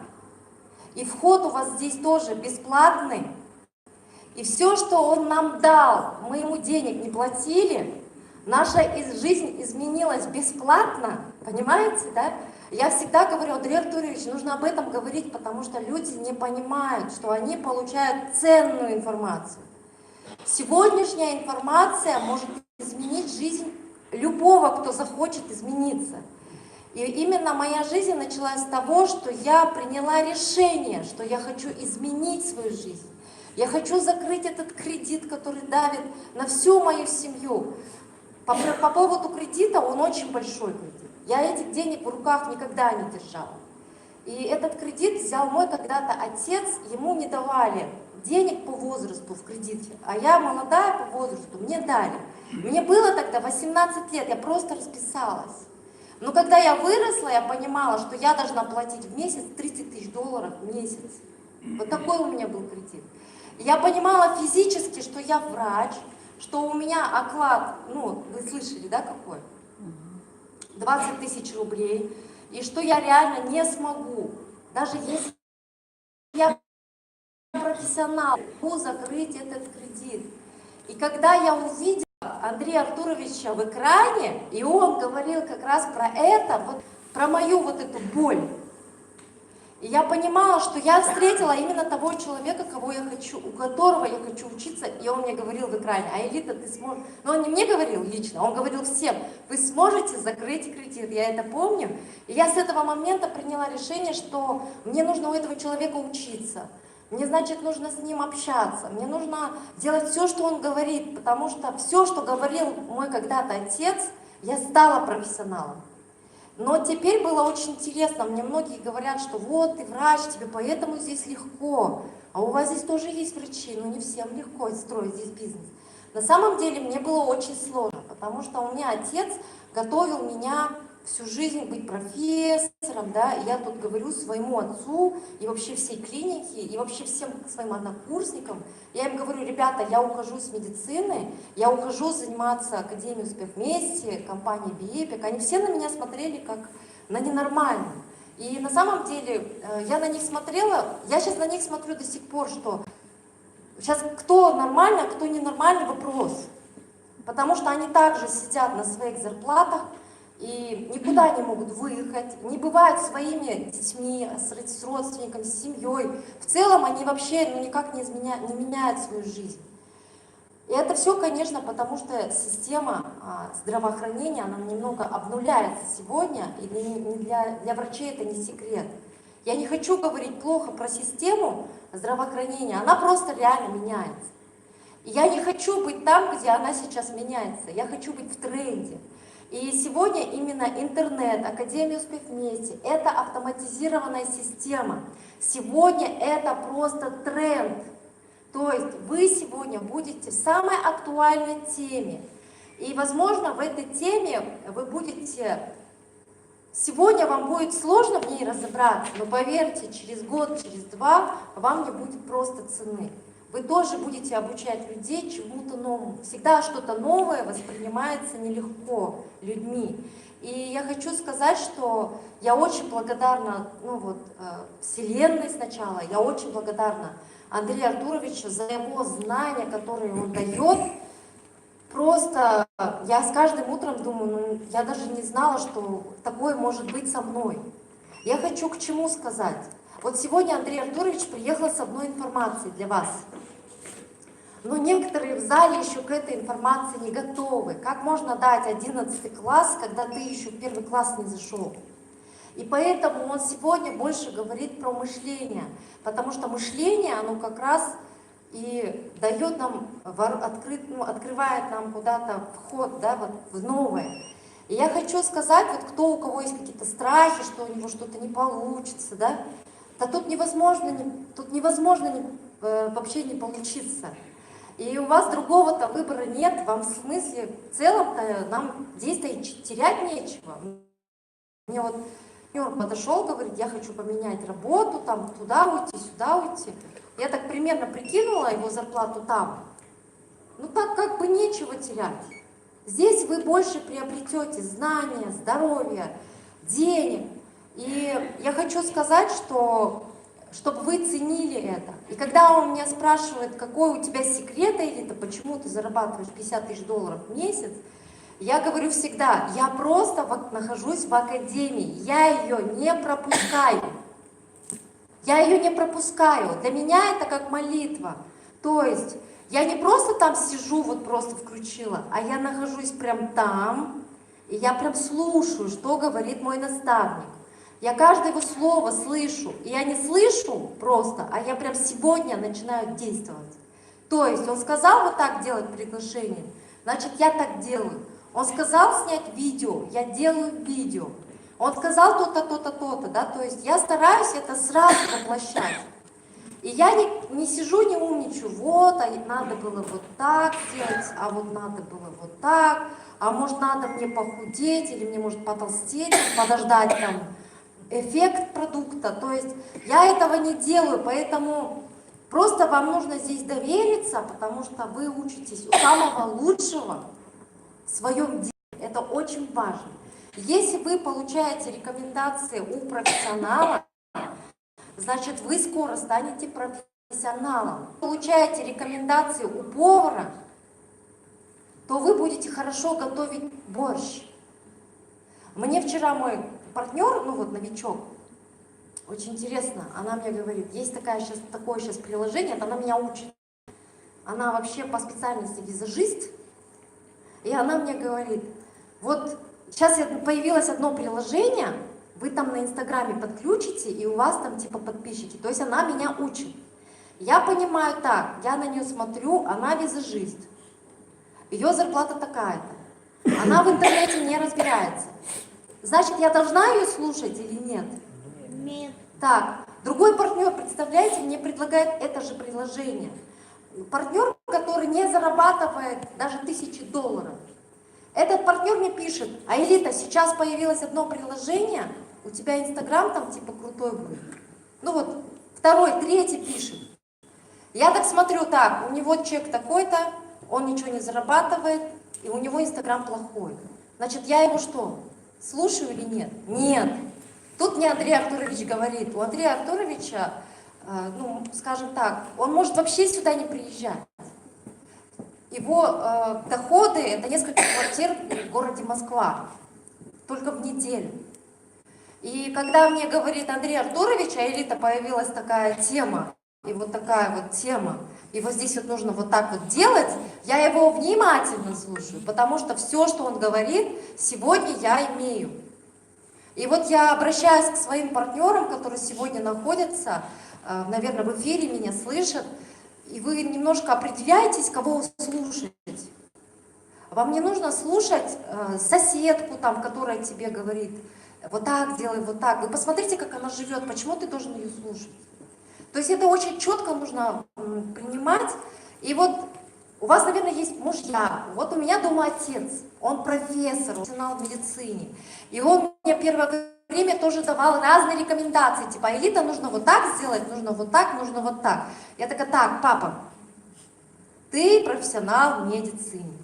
Я тебя очень уважаю, я очень тебя люблю. Но сегодня я нахожусь не в медицине. Я нахожусь в интернет-проекте, а значит, я слушаю Андрея Артуровича. Ты на меня не обижайся, но мой наставник сейчас Андрей Артурович Шаура. То есть дома были вот такие разговоры. И я вам очень рекомендую дома вот именно... Это очень важно определяться, кого ты сегодня слушаешь. Очень важно. И у вас сейчас есть структура топ-лидеры. Это Николай Турышев, Иван Вовка, Айгуль Газезова, Жалгарма. Вот. Есть люди, которые уже достигли своих каких-то результатов. Вот их бы я их тоже слушала. Но и всегда, и рекомендация это вот не пропускать обучение Андрея Артуровича. Вообще не пропускать. И почаще задавать вопросы. К примеру, вот у тебя появилось приложение новое, тебе визажист рекомендует или партнер, а ты возьми у своего наставника, спроси у Андрея Артуровича, Андрей Артурович, а что же приложение, а могу ли я им пользоваться? И тогда вам Андрей Артурович скажет, можно им пользоваться или нельзя, а потом, если он скажет, да, тогда вы можете. Потому что, поверьте, люди, которые вам что-то будут рекомендовать, они не заинтересованы в вашем бизнесе. Они не заинтересованы в вашем росте, они в чем-то другом заинтересованы, но точно, чтобы вы не выросли. И очень важно, конечно, вот это вот соблюдать. Наставник – это очень круто, потому что наставник – это будет, вот представляете, Андрей Артурович получает очень много знаний от Тони Робинсона, от Алан Пиза, от Брайана Трейси, он делал какие-то ошибки, разные там в жизни ситуации. А он это уже все знает, и вам не нужно делать его же ошибки, вам не нужно учиться у Тони Робинсона, у Алана Пиза. Он дает это вам еще в подарок. Он дает вам это, а вы просто должны брать это как губку, впитывать. Когда вы поймете это, у вас будет очень большой рост. И я это поняла, что со мной ходит Тони Робинсон, со мной ходит рядом Брайан Трейси, со мной рядом каждый день Алан Пис, понимаете? Боди Шефер рядом со мной каждый день. Мне зачем у них даже учиться? Потому что когда мы с Айгуль прошли у Тони Робинсона обучение, мы поняли, что Андрей Артурович это Тони Робинсон. Нам больше не нужно ему платить деньги. То есть я к тому, что вот есть такой человек, который получил знания за много лет, и он с нами делится. Вот это очень важно.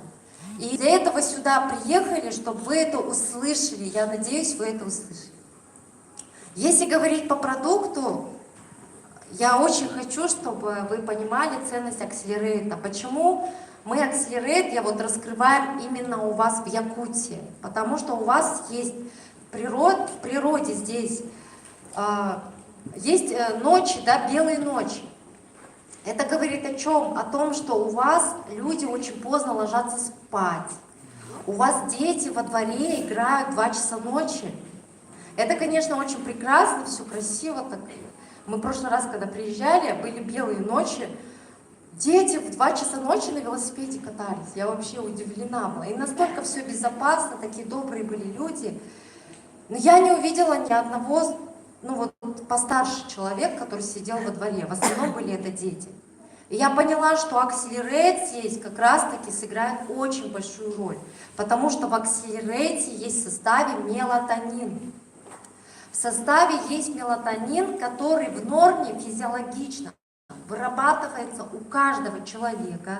И если он спит со снов, и если он соблюдает правила, когда он спит, должно быть очень темно.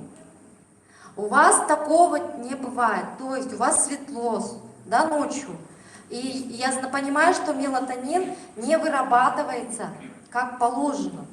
И именно благодаря акселерейту у вас будет здесь просто, у вас будут очень колоссальные результаты. Почему я об этом говорю? Ко мне вчера подошла одна женщина и мне попросила, говорит: Аэлита, расскажите мне про акселерейт побольше. Его можно принимать или нельзя? Я говорю: хорошо. И поэтому сегодня я хочу, то есть это просят в каждом городе. Акселерейт вообще с английского переводится как быстрое acceleration. Быстрое очищение. У нас организм должен вообще очищаться. И многие, ну скажем так, не многие знают, как это делать. И не многие это делают. А с продуктом Accelerate у вас есть возможность очищаться каждый день. Объясню почему. Простым языком, если объяснять, если машина, у нее фильтры засоряются, она что делает? Она просто, говорят, чихает, а потом она, говорят, не едет, так? И можно поменять фильтр у машины, и машина что начинает?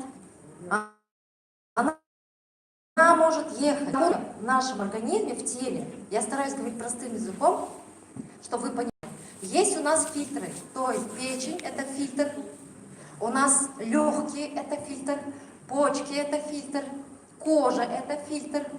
И у нас сердце качает 4 литра крови. 4 литра крови проходит через вот эти все фильтры. Кровь превращается каждый день в мочу, в пот и выводится через фильтры. Это понятно? То есть, если у вас не выводится моча, пот, ну это уже вообще совсем плохо. Это говорит о том, что фильтр не работает. И именно вот фильтры, они будут засоряться у вас, потому что если кровь зашлакована, фильтры засоряются. Если у вас сегодня не работают почки, у вас есть проблемы с печенью, с легкими, с кожей, с сердцем. У сердца тоже есть фильтры, это клапаны. Они тоже могут засоряться. Если они у вас засоряются, то вы начинаете болеть. Если это сердце, сердечными заболеваниями, если это почки, засоряются почечные заболевания, если желудочные заболевания. У вас сегодня, друзья, вы не представляете, что у вас в руках. Вообще не болеть. Благодаря акселерейту. Потому что он вот эти шлаки будет выводить ежедневно. Что такое шлаки? Это плохая экология. Экология. У вас в Якутии здесь нехорошая экология. У вас постоянно находитесь в холоде. Чтобы вы понимали, холод – это стресс для организма, потому что температура тела – это 36. И у вас организм все время находится в этом стрессе. И вот чтобы вот этот стресс вырабатывает разные биохимические процессы, и из-за этого страдают в организме разные, ферментативная способность снижается, еще что-то там происходит. Поэтому в Якутии очень много больных людей, очень много. Если вы посмотрите ваши больницы, клиники, вы просто будете шокированы. Очень много людей, которые страдают разными заболеваниями. И у вас сегодня есть продукт, который может очищать от вот этих всех загрязнений, он может очищать от этого стресса. Вы должны защищаться от холода. Вы можете защищаться от холода продуктом LF8 и Accelerate. И когда вы принимаете эти продукты, получается у вас печень, почки, легкие, кожа, она очищается. Вы утром просыпаетесь, кто пьет Accelerate, заметили легкость? Вот якутяне. Чувствуете, вы как-то по-другому просыпаться стали. Вот у вас тут семейная пара скинула вес. Вот чувствуют так по себя по-другому. Потому что вы уже шлаки вот эти уже научились выводить. И почки, печень, вот вчера человек с заболеванием ревматоидного артрита, это неизлечимая болезнь, она исцеляется, потому что она пьет Elevate и Accelerate. Вот, и я хочу сказать, что в Якутии, наоборот, вы должны продвигать нормализации веса. Он омолаживает организм, потому что он очищает. Я его пью, чтобы наоборот, нормальный вес. Для меня это нормальный вес. Я в этом весе прекрасно себя чувствую. Я была в весе в 66 килограммов. Да, я там говорят, что в 66 там красивее, я тяжело себя ощущаю. И вот этот продукт как раз для молодежи и для тех, кто хочет быть молодым, не стареть. Этот продукт я даю своим родителям. Я хочу, чтобы они жили долго. Потому что долго живет тот, кто крепко спит. Именно в этом продукте 2 капсулы. Фиолетовая и белая. Именно белая капсула, она дает сон. А фиолетовая, она дает очищение. И продукт Accelerate и Elevate, они друг друга дополняют. Если вы хотите получить эффект, тогда пейте эти 2 продукта сразу. Как его применять? Его применяют с 12 пребиотики. Кстати, многие его стараются еще делить. Когда вы делите, вы вообще все свойства его теряются. И его нужно применять с 12 лет. С 12 лет. Это незаменимый продукт, у кого есть проблемы с остеопорозом, у кого есть проблемы с суставными заболеваниями, с болью спиной, менопауза, климакс. Вот здесь женщина сказала менопауза. У мужчины, думаете, нет менопаузы. У мужчин тоже есть менопауза. У мужчин это проявляется как? Покраснением лица, жир вокруг живота, тоже бессонница, стресс, то есть нервный становится человек. То есть это снижение гормона тестостерона. Есть проблемы с сексуальной энергией, с потенцией и так далее. Этот продукт вам восстановит все жизненные силы и для мужчин, и для женщин. То есть вот этот продукт, я считаю, что он благодаря ему моя кожа, она намного подтянулась. Потому что я в свое время, еще 2 года назад хотела сделать, как подтяжка, или сюда я хотела нити, болела такой темой, потому что я чувствовала, что эти углы вламывались уже. И у нас это же как эстетическая медицина очень сильно развита. Я всегда думала, делать, не делать. То есть у меня сейчас мои подруги удивляются, говорят, ты что, ничего не делаешь? Я говорю, я вообще ничего не делаю. Я пью просто Elevate, я пью просто Accelerate. Вот такие у нас есть золотые продукты, если их вы правильно применяете. И еще я хочу сказать, что он очень выгодный, имеет заказ. Есть заказы, когда вы можете сделать по очень доступной цене. Продукты реально недорогие, а можно даже его получить в подарок. Я знаю, что многие об этой информации даже не знают. И если у вас есть какие-то вопросы, как сделать заказ выгодным, как его получить в подарок, вы должны сегодня задать этот вопрос тем людям, кто вас сюда пригласил, или написать, вот здесь есть ссылка «Менеджер», нажать на кнопку «Менеджер» и написать этому человеку этот вопрос. Благодарю за внимание. Давайте как поаплодируем!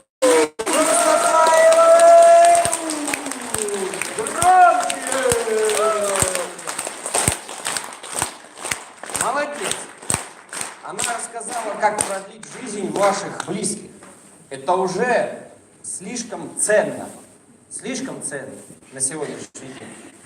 Ну, в продолжении нашей встречи мы сейчас очень коротко. Я сейчас не буду ничего сложного давать, я все упрощу, потому что то, что я могу дать, к сожалению, не совсем еще смышленно относится к этой информации в связи с определенным, простыми словами, он 2 года. Ну, то есть нужно ходить каждый день в академию, а он за 2 года пришел 5-й раз. Он как все время сдувается. Вот чтобы шар полетел, его нужно что? Каждый день. Тогда он полетит. И вот многие люди, почему они не взлетают? Потому что нет возможности взлететь в силу именно неправильных действий. Вот если вы хотите преуспеть в области здоровья, в области финансов, все гораздо проще. Я сейчас говорю конкретно, что нужно делать и что нельзя делать. А вы сами выбираете. Но прежде чем мы это скажем, я хочу, чтобы вы запечатлели этот исторический момент. То есть, вот я прилетел в город Чита, и мы там запечатлели. Полный зал, счастливые люди. Потом я прилетел в город, получается, Улан-Удэ, и мы сделали то же самое. А, кстати, может быть, даже на компьютере есть в хорошем качестве, сейчас посмотрим.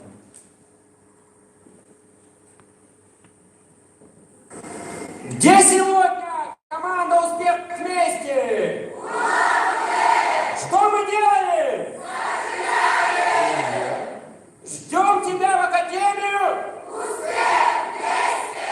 Приходи не один, научим тебя финансам, здоровью, благополучию и жизни. До встречи в твоем городе или в телефоне. Вообще в город Улан-Удэ я приехал гораздо раньше, чем к вам, первый раз.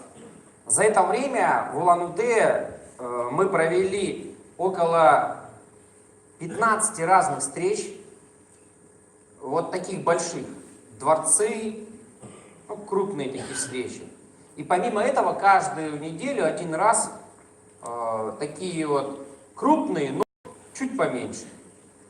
Так как люди там стали системными, то их системность привела к тому, что в Бурятии некоторые люди купили квартиры, некоторые машины, некоторые уволились с работы, некоторые погасили долги, некоторые стали путешествовать по миру. У многих очень много результатов по продукту. Я бы не сказал, что в Бурятии идеальные лидеры, я бы не сказал, что в Бурятии идеальные люди. Я бы их не отмечал как эталон этого бизнеса. Им, чтобы до идеальности дойти, нужно кардинально измениться и много что сделать. То есть недоработок у них много, очень много. Потому что некоторые люди до сих пор, так как я 2 года приезжаю в Бурятию, не имеют академию в телефоне или в ноутбуке или в планшете. Это говорит о том, что они совершенно не усваивают материал, либо не хотят свою жизнь что? Менять. Они, некоторые ходят в академию, но не ходят к их партнерам. То есть я бы не хотел, чтобы вы повторяли ошибки Улан-Удэ, я хотел бы, чтобы вы брали их плюсы. И тогда вы будете больше, чем они. Правильно? Вот мысль какая. Но в целом они неплохо трудятся. Неплохо трудятся. Но для меня это мало. Как вам объяснить? Я всегда хочу, чтобы люди планку повышали. Я купили не одну машину, а 5 машин, не одну квартиру, чтобы кредит, а 10 кредитов. То есть я всегда хочу, чтобы люди получили не один результат, а множество результатов. И вот я сейчас достигнуть больших высот в городе Якутия. Но давайте сначала с вами передадим привет и запишем запись. Вот. То есть мы с вами запечатлим, насколько нас сегодня мало, ради того, чтобы потом в будущем в этой же Якутии показать, как все что? Изменилось. У вас же здесь есть хороший зал? Есть. Там же можно собрать много людей? Можно. Мы соберем с вами там много людей? Да. Очень много? Соберем. Ну, вот видите? То есть мы можем это сделать, кто находится вот в этой части, что мы растопили Якутск. Растопили Якутск. От холода и сделали здесь жару. И вот давайте еще раз. Где сегодня команда «Успех вместе»? В Якутске! Что мы делаем? Зажигаем! Вот, видите? И вот это зажигает людей. А теперь представьте, не говорите «зажигаем» никто сейчас. Да? А вот пусть вот эта вот красавица, вот вы, которая старше Пугачевой, но моложе в душе, вот вы скажете «зажигаем», а мы все слушаем. Договорились? Давайте. Сначала мы говорим, где мы. В Якутске, потом я говорю, что мы делаем. Она одна говорит «зажигаем». Готовы? А? Давайте. Команда «Успех вместе» сегодня где находится? В Якутске! Что мы делаем?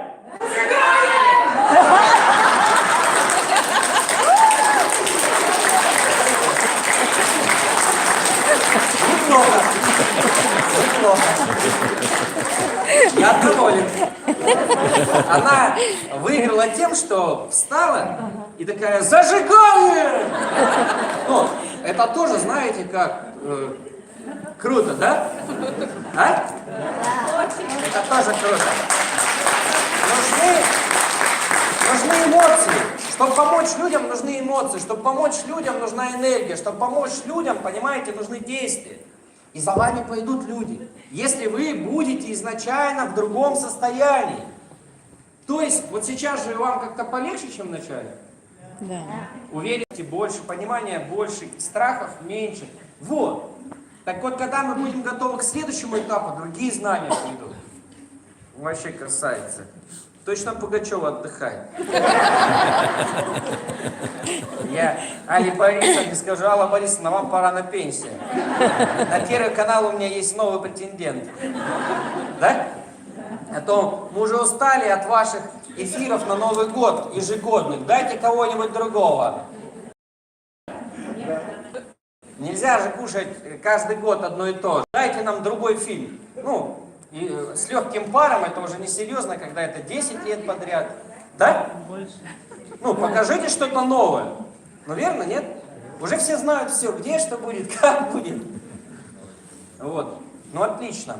Значит, фонарики-то будем делать? А? Можно сделать. А свет где тут выключается, кто знает? О, это проблема, мы не знаем. Кто-нибудь знает, свет вообще выключается здесь? Скорее всего, что там. Садитесь, А? ребята. Сам, Сережа, там, наверное, сзади. Там сзади, наверное, скорее. Сейчас посмотрим. Главное, А ты сходи туда, посмотри. Может, а ты там... вот по лестницам туда зайди. Как? Вырубит. Нормальный мужчина.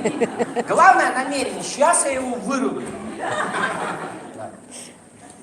Представьте себе, какая энергетика передастся, какие тут теплые люди в Якутии.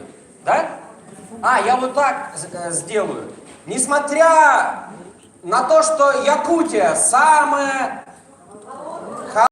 холодный город в истории в мире большой, что мы здесь делаем? Зажигаем. Классно? А? То есть Якутск считается каким городом? Самым холодным? В мире. Верхоянск самый холодный. Нет, самый большой по размерам. Че, нету? Самый большой по размерам, где мороз. Правильно же? Да, видишь? Он на вечной мерзлоте есть. Да, то есть единственный, самый большой на вечной мерзлоте в мире Якутске, несмотря на... Что мы делаем? Ставьте, как красиво будет. Якутск должен... Как да здравствует у нас Уруй! Какая? Вот, я могу сказать, я могу в конце сказать, ждем вас, команду, и вы... Это один раз вы говорите, мы повторяем. По-разному.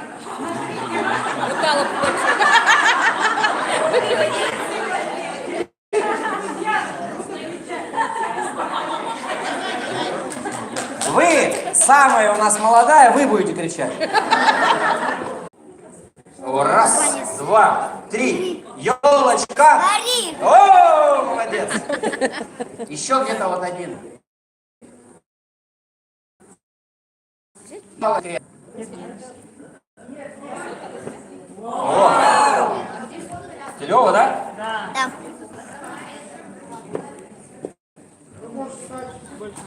Так, готовы?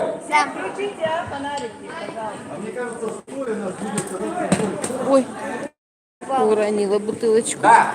Ой, спасибо. Надо будет стоя. Все встаем. Все встаем. Нет, да, сейчас все встаем. Все встаем. Фонарики, значит, опускаем. Темно должно быть. Темно. Да. Смотрите, темно. Смотрите, фонарики все опустили. Никто не достает. Когда я говорю, что мы делаем, и вы должны вот так. Зажигаем! Да, а сейчас вниз что? Спрятали. Вот. Готовы? Да. Да.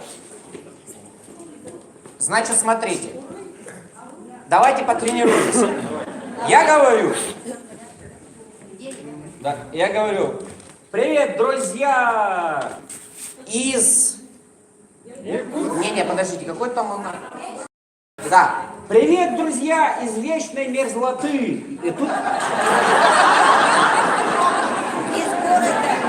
Нет, пока тишина. Да. Смотрите. Привет, друзья, из вечной мерзлоты. И я им там говорю, а вы знаете, где это? Ну, вот так. Да. Пока мы молчим, секрет. Я, смотрите, то есть как делаем? Я говорю, привет, друзья, из вечной мерзлоты. Из вечной мерзлоты. Да? Потом, а вы знаете, где это? Они там... Я говорю, где сегодня команда «Успех вместе»? В Якутске! Фонарики внизу пока. Я говорю, в Якутске. И вот здесь я говорю, что мы делаем? Зажигаем! Вот. Да. Да. И я такой говорю, Уруй! Айхал! Уруй! Айхал! Уруй! Айхал!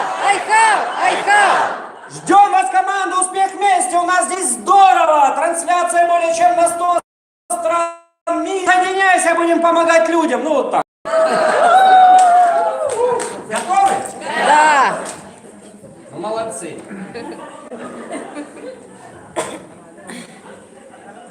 Так. Все. Я, значит, свою частушку, вы свою. Тишина. Тишина. Да?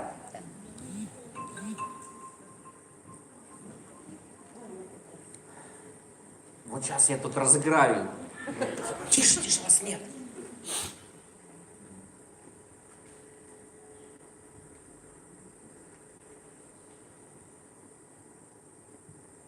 Привет, друзья! Пригласили меня, значит, выступить в один из городов. Приехал, расстроился. Здесь самое-самое... Как у нас? Так, сейчас я вот это... Я разыграю, что это. Нету, да. Типа вечная мерзлота, и никто не приехал. Я расстроился, да. Обещали полный зал. Вот так, да? Самое вечное... Да. Пригласили меня в город. На вечной мерзлоте. Да, вот так, всё, тишина. Да, вот, все, я понял. Тише.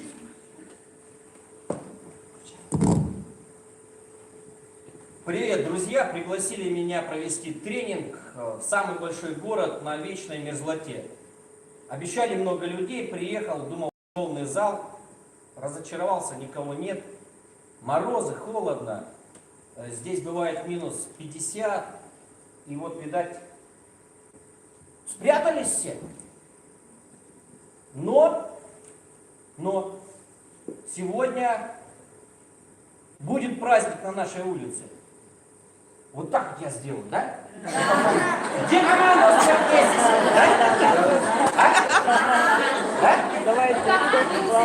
Маленькая интрига. Бывает или давайте скажем. До 60 скажем. У нас 60 бывает. А? Бывает 60. Все, тишина. До 60. Все. А потом я скажу, расстроился. А потом скажу, расстроился, никого нет. А потом, шутка, где сегодня команда «Успех вместе»? Нет! Вот, да? Все. Это должна игра быть. Тишина. Тише. Привет, друзья. Пригласили меня провести тренинг в самый большой город, который стоит на вечной мерзлоте. Здесь температура до минус 60 градусов доходит. Обещали полный зал, расстроился. Шутка! Где сегодня команда «Успех вместе»? Иркутске! Что мы делаем? Уруй! Уруй! Мы молодцы! Трансляция идет более чем на 100 стран мира! Присоединяйся в команду «Успех вместе»! Будем помогать людям в области успеха, в области здоровья! Ждем вас в Академию! Успех вместе! До встречи! Идите, включайте свет. Сейчас. Молодцы! Хотите посмотреть? Включаю? Включай. Свет врубаем. Свет врубаем. И вот сейчас я вам расскажу, как просто можно зарабатывать деньги. Вот так. Эмоции нужны. Эмоции. Людям не хватает эмоций. Согласны все? Свет включаем. Хотя можно без света. Со светом тоже, говорят, лучше. Так, ну, если вы готовы, я очень коротко расскажу, ладно? Все готовы? Вы сейчас удивитесь, как можно легко улучшить качество жизни. Без 15:09. Сейчас отправляется как раз видео Еще 15 минут. в этот момент. 3 часа, да? Мы пока ждем, потом посмотрим. Смотрите, чтобы изменить жизнь, нужно изменить действия. Действия меняются только в одном случае, если меняется твое мышление. Чтобы изменилось твое мышление, тебе нельзя нарушать законы успешных людей. Чтобы знать законы успешных людей, нужно быть среди успешных людей. Следовательно, я всегда нахожусь там, где находится мой наставник. Мне легко, потому что он экономит мое время, деньги, здоровье. Я получаю от него возможности, и благодаря этому достигаю высот. Мне наставник сказал делать, что нельзя. И я выполняю это на протяжении многих лет и не нарушаю этот закон. Наставник, понимаете, показывает сильные стороны жизни. И я копирую его. Я копирую его образ жизни. Как он ест, как он выступает, как он одевается, как он улыбается. Мне легко, я не повторяю действия бедных людей, я повторяю действия богатых людей. Делаю это очень быстро, потому что я понимаю, если он уже отжимается, я должен был вчера, потому что у него это есть, а у меня нет. Если он говорит о деньгах, что нужно вот так тратить и не брать кредиты, я это делаю сразу, потому что понимаю, у него этого уже есть, а нужно было это делать когда? Вчера. Делаю это долго, правильно, то есть 1,5 года минимум, на постоянной основе. Естественно, я пользуюсь всеми рекомендациями, которые у него есть. Если он говорит не пить, я не пью. Если он говорит танцевать, я танцую. Если он говорит делать ролики, я делаю ролики. То есть только наставник может меня провести по короткому пути. А элита очень серьезный вопрос подняла. Она говорила про то, что в Казахстане и в Кыргызстане есть бедные люди. Бедные люди, которые хотят быть успешны в бизнесе. Но они не могут быть успешны в бизнесе, потому что они продолжают наступать на одни и те же грабли. Они ходят в разные пирамиды, они устраивают разные системы, они ходят в разные компании, они не постоянные, не стабильные. И тут они опять придумали новое чудо. Ну, знаете, то МММ появится. И тут они решили продвигать образно новый сервис по раскрутке Инстаграма. Они не спросили у меня, можно ли, полезно ли это. Они не спросили Ивановов. Они туда зашли и начали рекомендовать всем подряд. Причем они начали рекомендовать не только себе, они начали рекомендовать образно моей тете, моему брату, которые полового отношения к ним не имеют, и они хотят еще моих же людей испортить чем? Неправильным образованием, неправильными знаниями. Но они почему-то не спросили у меня, Андрей Артурович, а как у вас в Инстаграме более 100 тысяч подписчиков? А может быть мы будем ваши действия повторять, а не действия вот этих бедных людей, которые предлагают заработать? А как это у вас 15 тысяч просмотров? Ведь если это подписка ботов, то боты-то не смотрят. Смотрят только живые люди. А как это у вас вот здесь 5 тысяч комментариев? А как это у вас 5 тысяч комментариев? Боты же не пишут, значит у вас живые люди. А как вы это делаете? А почему у Ивана, у Маргариты Васильевны, ой, гуль более 100 тысяч? И они предлагают образно лошадь дохлую. Понимаете? Они купить не могут пригласить не могут. И еще люди за это деньги платят, еще хотят на этом деньги заработать на нечестном бизнесе. В ранге бриллиант в Казахстане, в Кыргызстане ведут. Понимаете, люди делают постоянно ошибки. Так вот, чтобы их не делать, я не спрашиваю у Пети, которая делает, у Васи, которая, ну или у Коли, или у Сережи, или у Маши, который знаний-то нет. И поэтому люди долгое время бедны, потому что они знания берут не у тех, следят не за тем, а понимать. Вот я только выложил ролик сейчас, вот смотрите, 2000 просмотров. Как Андрей Артурович так? А как у вас города пишут? Понимаете, никто чем, сколько раз и для чего. И тогда ты будешь кем? Успешным. А как людей собрать в зале? То есть, вот, например, в Якутии спросили, бриллиантовый ужин организовать. А нужен ли нам бриллиантовый ужин? А как людей в полный зал набить? Никто почему-то не спросил ни у меня, ни у Калая, как сцену накрыть, что должно быть на сцене, какие быть инструменты. Это же минус. То есть, когда мы не спрашиваем, как, мы не растем. Когда мы спрашиваем, как, мы можем собрать больший зал. Люди будут знать, как это сделать. В следующий раз. Вот, в следующий раз. А могли бы на следующий раз это не перекладывать. Правильно? Правильно. Ну, чтобы вам было понятно, меня приглашают сегодня выступать. У меня расписан график. На 3 месяца вперед у меня нет ни одного свободного дня. На 3 месяца вперед расписан график. И у меня... И они задают вопрос лидеру, Андрей Артурович, что приедет в следующем месяце? Как он приедет? Он уже все, полетел дальше. Ну, то есть, все, понимаете, сейчас я буду в Сеуле, Корея, Ташкент, Самарканд, Узбекистан, Грузия, Тбилиси,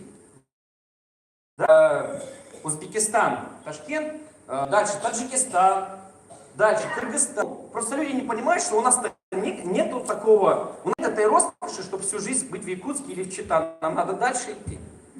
Люди вот этого не понимают, что это может повториться, но уже когда? А чтобы я в этом году приехал, вы должны качественно прибавить. Где? В работе, Вот бизнес. тут. Пока не прибавите, смысла нет приезжать. Человек должен расти. А где он должен расти? В академии. А у него есть телефон, у него есть планшет, и он знает, что я был самый недоразвитый дурак в жизни, который приехал на семинар, который первый день пил. Мне было 25 лет. Лохотрон, людей разводят, херня. Это было 13 лет назад. Так как легко было выйти в зад, там я покупал пиво, там вот как вы знаете, вот так по кругу рестораны, пил, потом заходил, смотрел, дураки, опять выходил, брал пиво, пил. Всех материл, оскорблял. Чушь, фигня. Дальше. Мы до 7 утра гуляли, или там Олимпиада, и у нас должен был семинар быть. Он должен был быть с 12 утра. Приехали мы примерно туда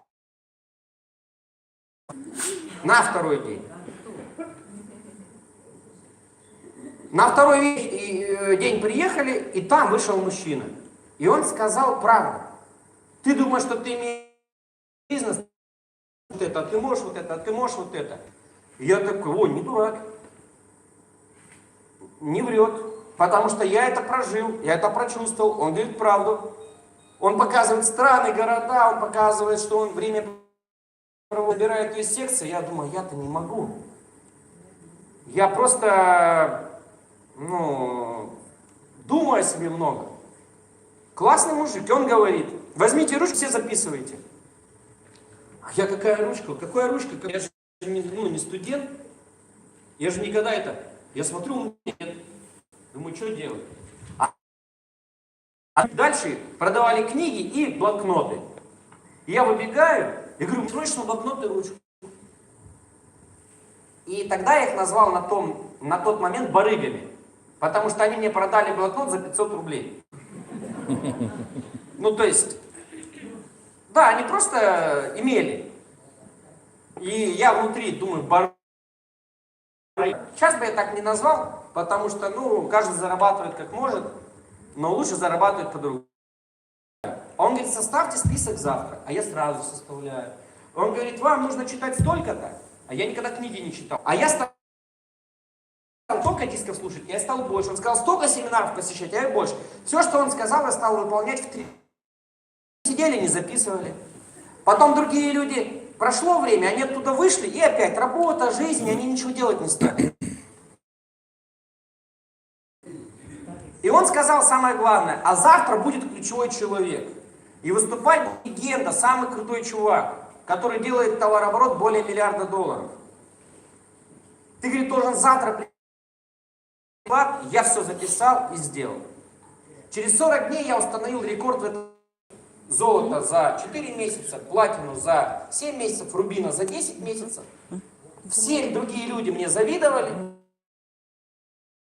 Дисков слушал больше, презентаций проводил больше, рекомендации делал и вводил все куда? Людям, в систему. И поэтому достиг высот. А они меня, что типа я выскочка. А почему я был выскочкой? Они не сделали, я сделал. Теперь простой рассказ. Я сейчас скажу правду. Не сделайте, вы не будете богатыми. Вы не будете богатыми, друзья, если вы это что делаете. Посмотрите внимательно, насколько просто вам изменить свою жизнь. Первый пункт называется самообразование.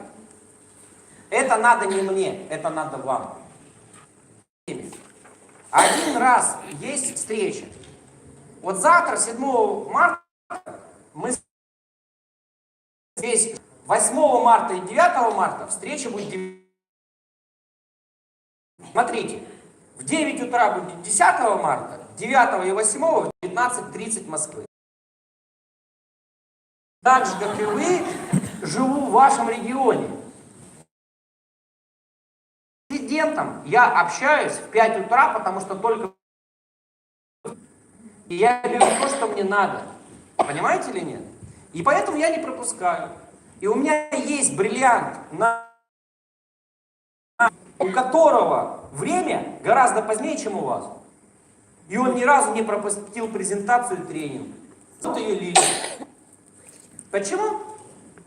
Потому что она ценит информацию, и это ей надо. И она зарабатывает деньги. И у нее бизнес появился в Америке, Появился в Узбекистане, появился в Китае. Живет она на Дальнем Востоке.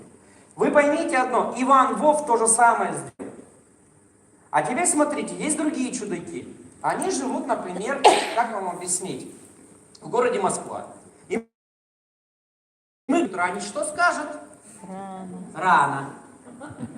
Вот смотрите, где, вот как бы вы оправдать себя чем-то? Я себя не оправдываю. То есть у меня другое понятие. Для Польши. Я для Польши выступал здесь в Якутии в 3 часа ночи. Здесь у вас, у меня большой бизнес в Польше. Кто дурак? Кто умный? Я умный. В плане мудрости. А если бы не... А другой бы лег спать. У меня же деньги есть. Ну так или нет? Я мог бы лечь спать. А почему я выступал? Это мне надо. Я хочу людям помогать. И я подстраиваюсь, понимаете, не под временной фактор, я подстраиваюсь под моменты роста. Если утром рост, значит утром, если днем, значит рост. Ну, днем. Если ночью, значит ночью. То есть я буду спать и жить по такому графику, как будет рост. То есть я подстраиваюсь под рост, я подстраиваюсь под возможности. И если мне скажут, завтра тренинг в 10 утра, я не люблю 10 утра, но поверьте мне, я проснусь 9:30 и буду смотреть. Если мне скажут, в 5 утра президент будет общаться, я буду с ним в 5 утра общаться. Если мне скажут 5 вечера, я буду в 5 вечера. У меня нет такого понятия, я хожу тогда, когда мне удобно. У меня есть понятие, я хожу тогда, когда мне надо, а надо мне всегда. 7 дней в неделю я не пропускаю академию. Вы можете пропускать. Вы можете пропускать. Это ваша жизнь. Помимо этого, 7 дней в неделю я туда приглашаю кого? Людей. ВКонтакте, в Фейсбуке, в Одноклассниках. Я приглашаю людей по WhatsApp и так далее. По правилам вы не имеете пропустить ни одной встречи. И я вот, когда мне сказали 13 лет назад, ни разу не пропустил. Выполнять определенные законы. 2 раза минимум международный семинар, 3 раза минимум региональный семинар. Проводить в городах, где я проводил мне 7. Знаете, как я жил? У меня город Ангарск, он находится, скажем, в центре Иркутской области. И у меня было 7 дней. И я делал так. Сегодня выступаю в Усоле, завтра в Черенково, потом в Ангарске, потом в Иркутске, потом в Шелихово. Поняли смысл? И каждый выступаешь, уезжаешь. 5 часов туда, 5 часов обратно, 10 часов только пути. Потому что якобы это вам что? Не надо. Не, мы ездили в 2 Да, и региона. вопрос не сколько цена билета, вопрос сколько ты действий сделаешь. Ты можешь всегда отбить билет. То есть я могу прилететь в любой город мира, а работать там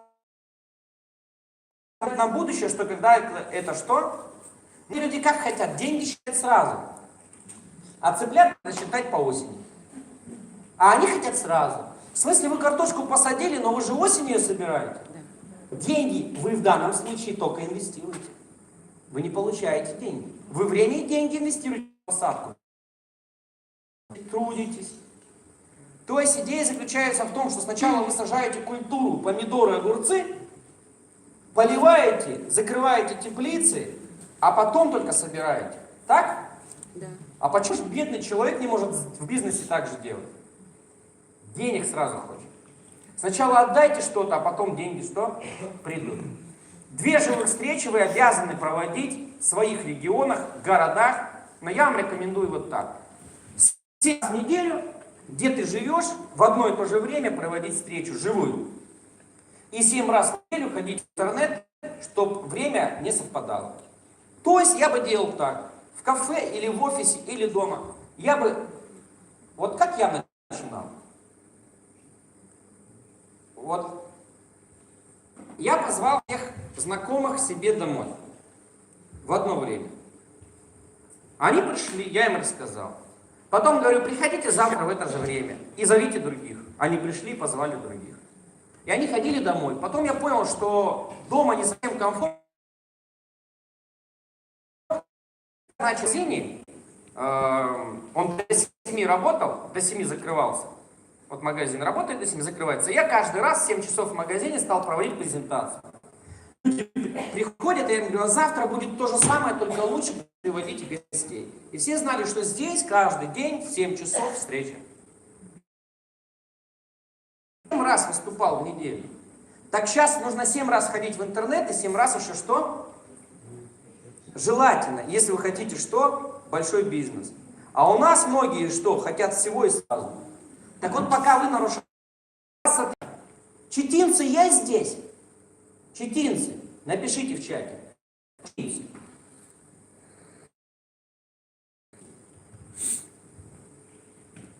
Я рад, что здесь есть читинцы. Нет.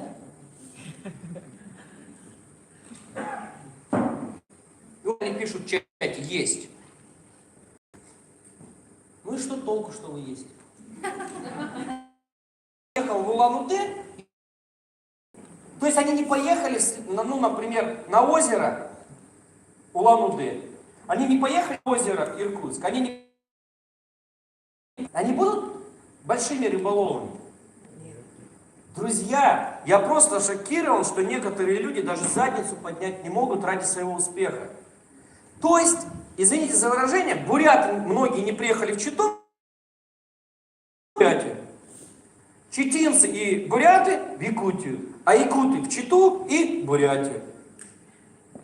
А следующий семинар будет самый центровой, самый крутой семинар в истории будет в Сибири, 10 марта в городе Иркутск.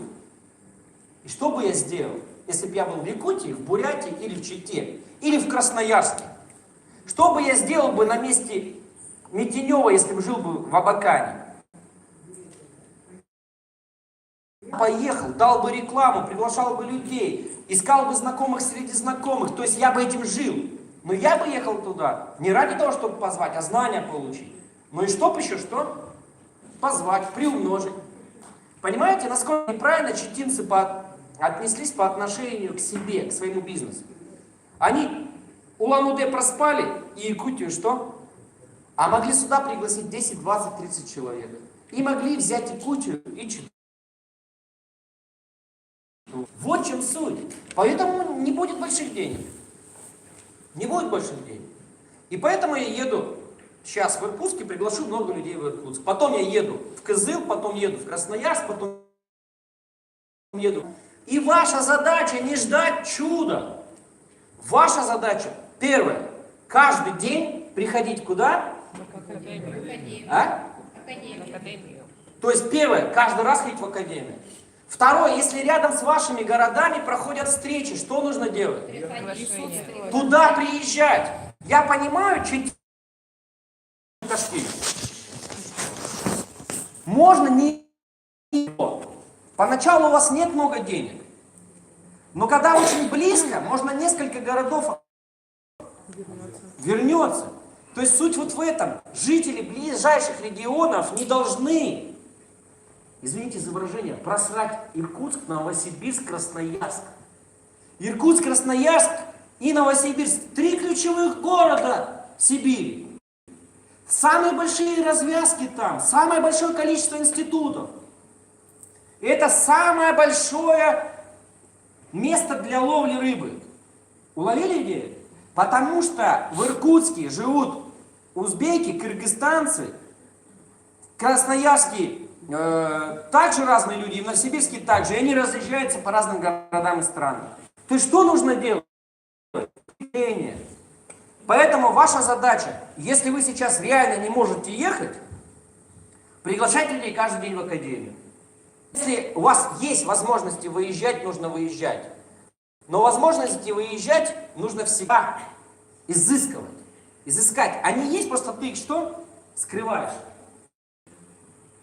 Этот русский язык такой сложный. И понимаете, тогда будет успех.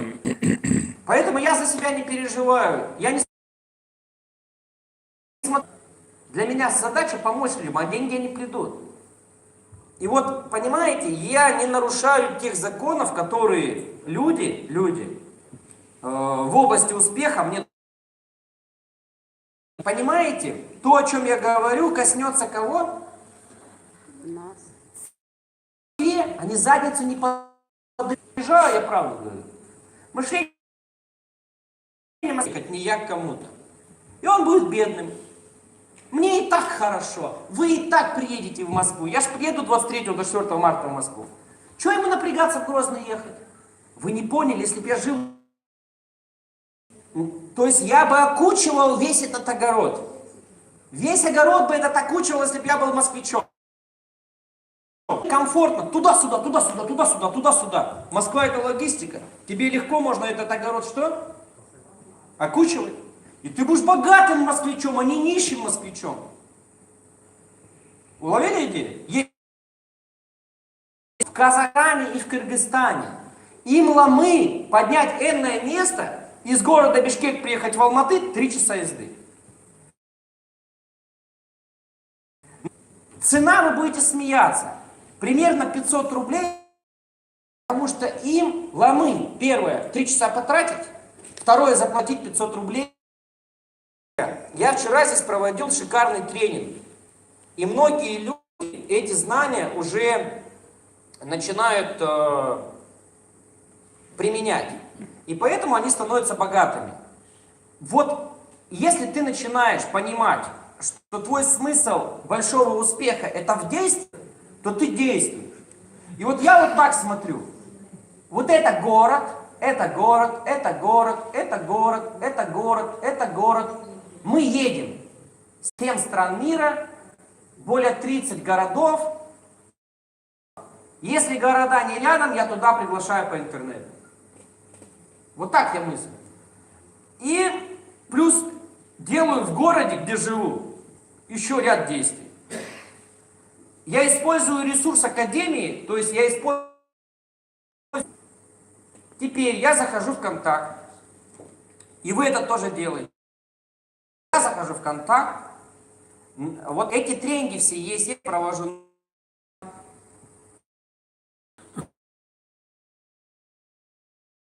907 что? Человек, да? Верно? И я вот просто по ним спускаюсь, вам рекомендую писать этим людям,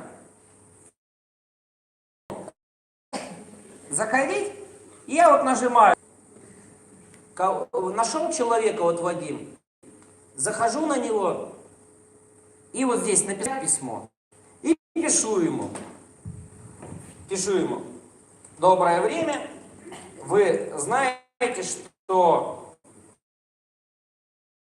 идет турне и странам, и у вас будет благотворительный тренинг в области успеха от легенды, допустим, вот так. Все, и я ему посылаю.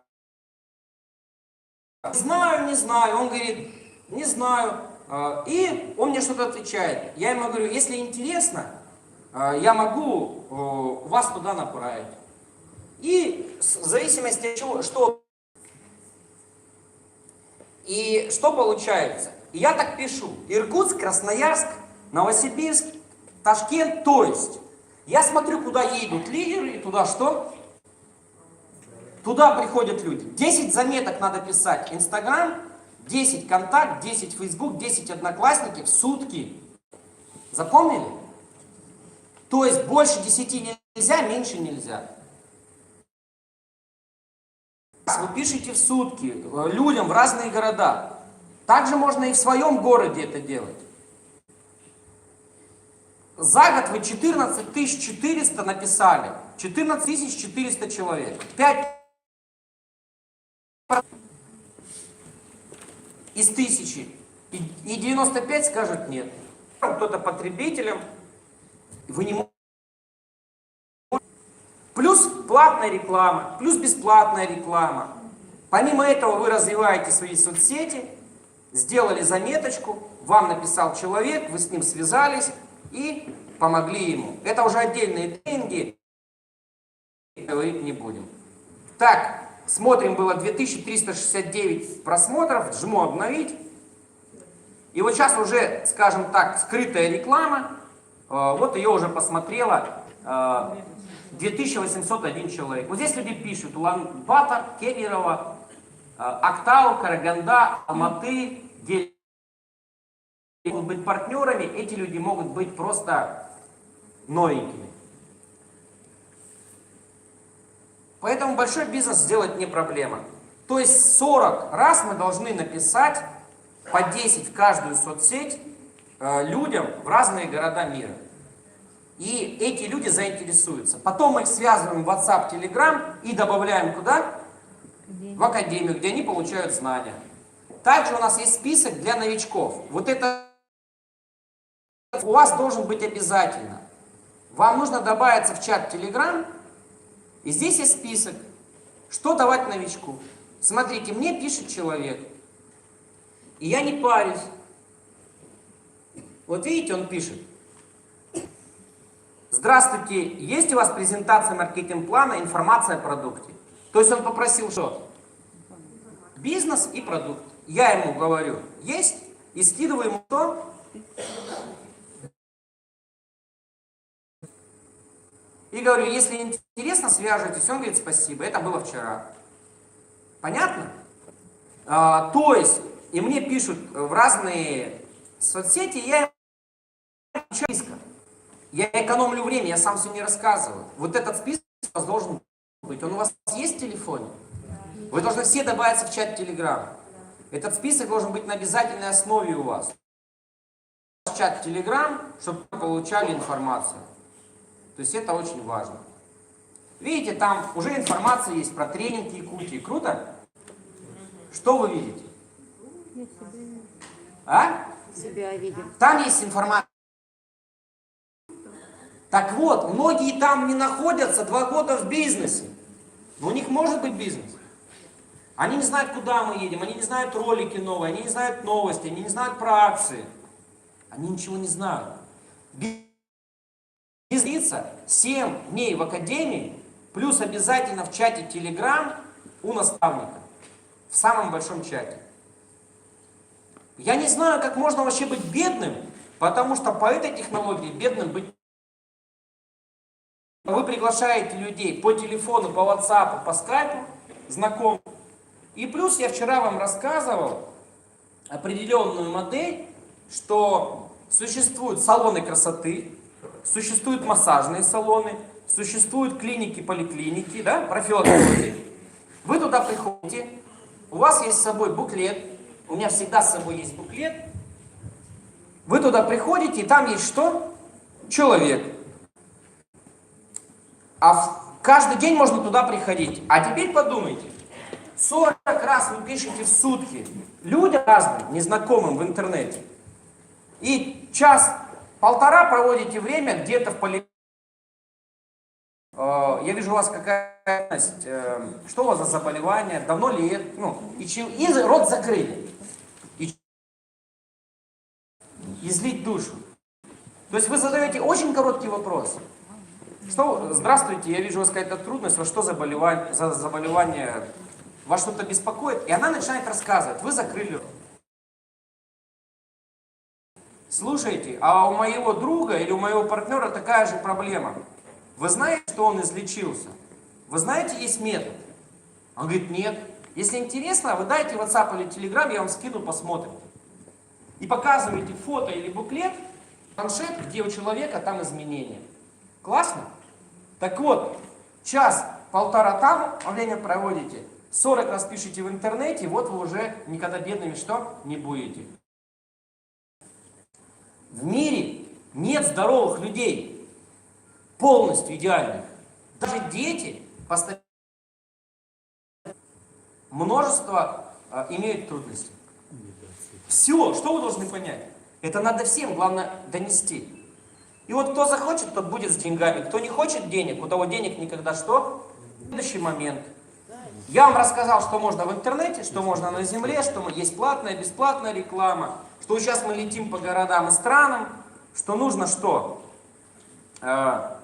Приглашать туда людей, тогда у вас будет бизнес.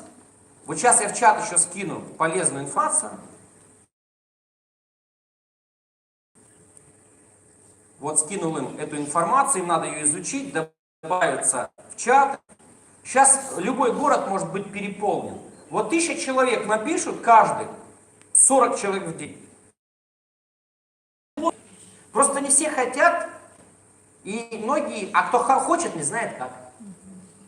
Просто вот мы договорились, что в Новосибирске собираем зал. В Новосибирске мы собираем 20-21. Вот 20-21. Нас 1000 человек адекватно. Неадекватные, это которые хотят, но ничего не делают. Забыли про них. 1000 адекватных, учим их. 1000 адекватных сделали 40 предложений в сутки. Предложений за сутки на тренинг прийти. В город Новосибирск придут люди? И 40 тысяч 5%. А? 2000 может прийти. Классно? Пусть даже плохо мы работаем, пусть будет даже 1%. 1% это делим 200 на 5, 400 человек. Вот даже если 1% это 400 человек. Да нет проблем собрать зал. И также в академию нет проблем пригласить. И у меня есть бабулька, как многие любят называть, которая в 63-64 года ей, которая рубит бабки вот таким методом. И молодые ей в подметке не годятся. Она берет и делает, берет и делает. Сейчас я попробую показать вам ее ролик. Она раньше даже кнопочного телефона не имела. Наоборот, без кнопочного. Сегодня она без кнопок. Вот этот тренинг. Посмотрите. Я-то не люблю. Тут есть она на этом видео? Да. И тут она вот рассказывает. Так что, посмотрите, в разные города. Здесь вот есть написать. Пишу ей. Вот. И потом я показываю, как это она делает. То есть сначала она что? Рассказывает, а потом я показываю, как она это делает. Так она зарабатывает больше, чем что? Молодежь. Вот так.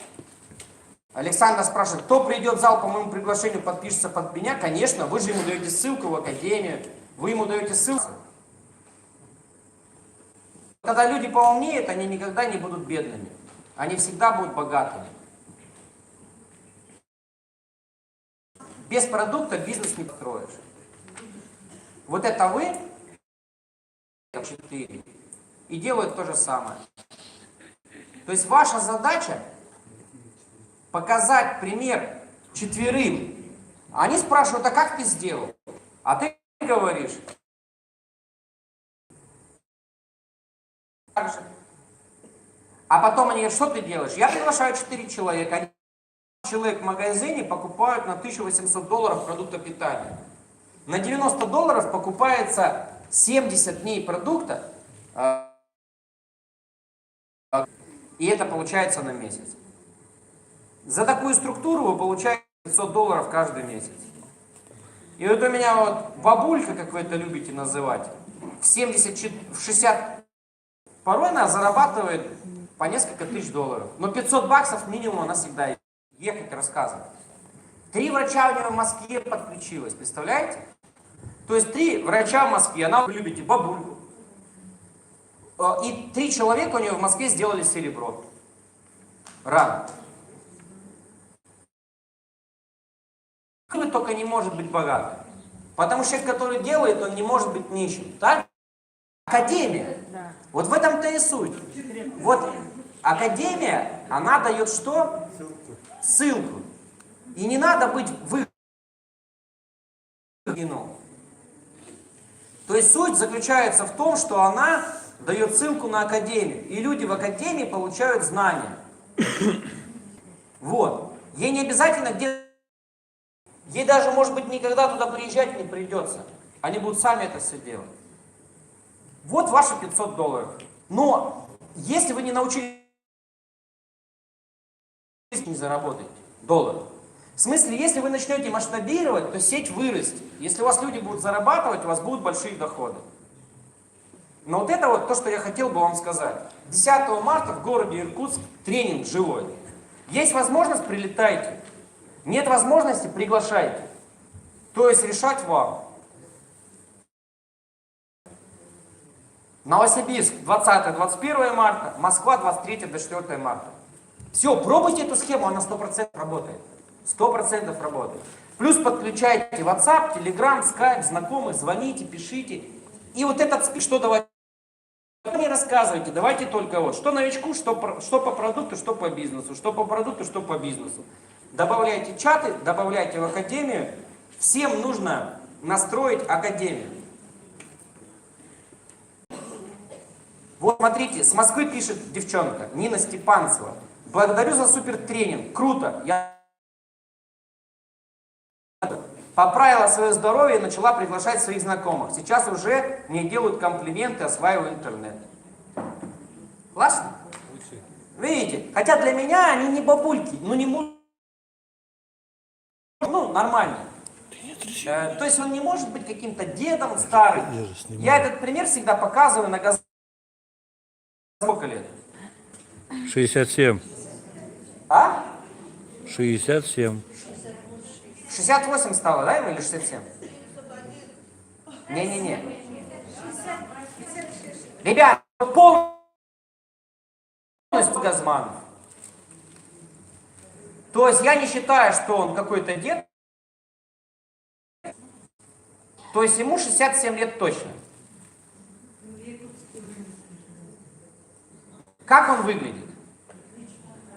Он все время улыбается. Видите, он все время улыбается. Он следит за здоровьем, он поет песни, он радуется жизни. Сейчас стариком 50 лет и 60 уже считают кем? Стариками. То есть речь идет о том, что вы сами определяете, кто вы, старик или молодой. В современном мире человеку, которому 80-90 лет, стариком называть нельзя, если он следит за собой. Но 60 лет это только так. Если в Японии сейчас более 1 миллиона человек, 1 миллиона человек будут жить более 100 лет. Вот нормальный человек, спортивный, здоровый, улыбается, счастливый. Делайте выводы. Кто со мной согласен? Как он отжимается? А, ваше видео? Молодец. Вот старая говорит.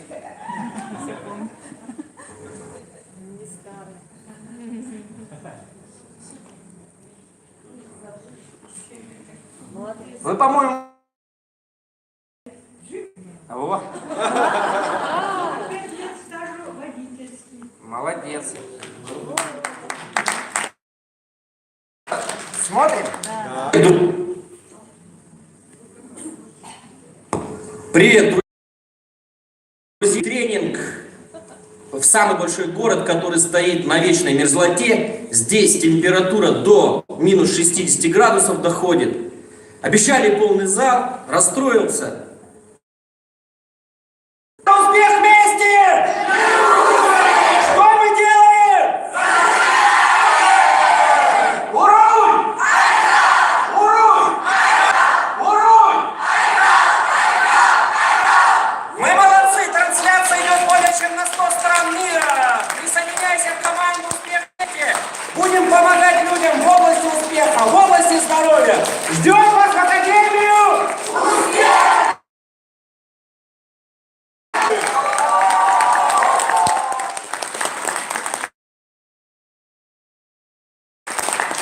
Молодцы! Классный ролик сняли. Вот. Просто возьмите, закажите продукт. И потреблять продукт. Просто возьмите, ходите в академию 7 раз в неделю и не говорите нет.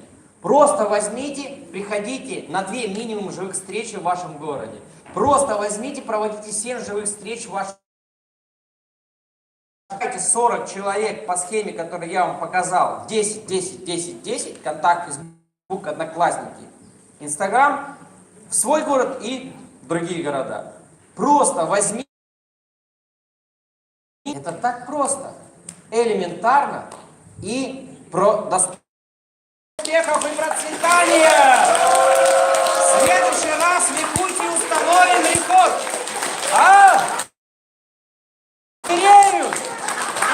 Лотерею в студию! Розыгрыш помню. Видео помню. Марина. Короче, ГРУшник, засланный в этом обучен профессионально всему. Девочки, молодые. Будем делать розыгрыш призов, разыгрывать наши, дайте покажу им.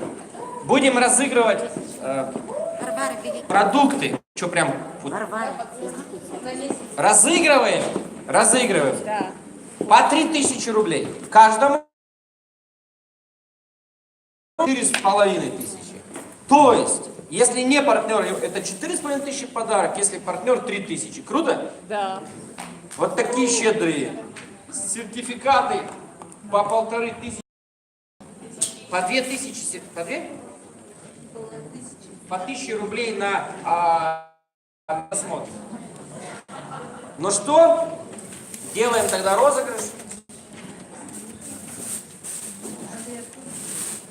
Ну давайте идем. Я, значит, что?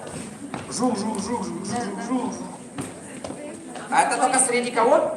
Среди новичков. Подожди, а среди кого разыгрывать? Среди новичков. Не завидуй тем баранам, кто ушел. Доставайте все свои пригласительные. Только Да. Только те, Номера написаны. но кто здесь присутствует. Разыгрываем только те, кто присутствует. Представьте, Да. кто-то ушел, вот 100% сейчас вытащен билет, Да. и этого человека не будет. Потому что успел заслужить. И вот вы поймете, как одни становятся богатыми, а другие бедные. Потому что он сам себя делает бедным. Готовы? Да. Первый человек, который выигрывает что? 3. Вот сюда, в смысле, наверх. 265. 265. У кого 260? 265. Хорошо для нас. А теперь слушайте меня внимательно. Мне достаточно... Вы представьте, как я сдружу с Вселенной. Вы вообще понимаете, что математически невозможно стать первый билет именно того человека, который ушел? Со мной вообще шутить нельзя. Потому что все, что через меня идет, это Вселенная, а не я. Увидели урок? Да. Я провел урок, вы его. Больше никогда не шутить.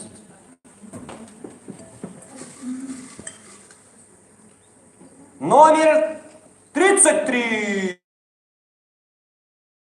33. Супер. Завтра, друзья, в интернете не будет встречи. 19. 19.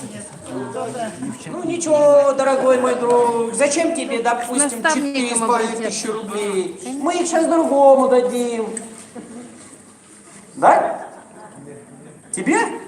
Нет, какой номер? 182.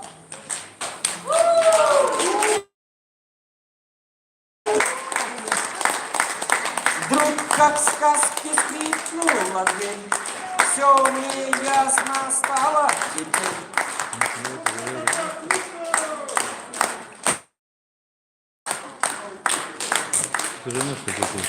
Круто, да? Круто я попал на ТВ. Ты звезда, давай с народом поделись. Хочу подарить подарок в нашу Академию медосмотра. 318. Проходить медосмотр надо. Потому что нужно себя понимать в каком-то состоянии. Молодец. Разыгрываем 3000 рублей. О! 2.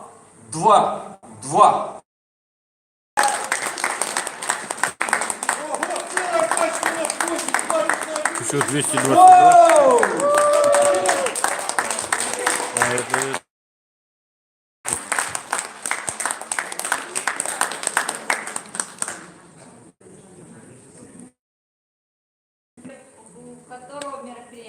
А, он у нас обследование проходил. Я сегодня пригласила 18 Ну идите сюда. 18 студентов. Да-да. Она вчера после тренинга и подписалась уже 4 человек, уже зарегистрировала, сделала заказ, и по ее приглашению пришли 18 студентов. 2 взрослых человека и 1 подросток. Сегодня 21. А 13 лет начала делать деньги. Я на том тренинге звонил, я прилечу в Иркутск, обязательно должен прийти. Сейчас с Москвы везут тему, огонь. Там, ну, пацанам, друзьям звонил, говорю, ты вообще не представляешь, сколько денег. И вот она примерно делала. Вот видите, работает система. 4 подписала. Не надо, не зовите, пусть она заработает. 0,52. Сертификат на обследование своего здоровья.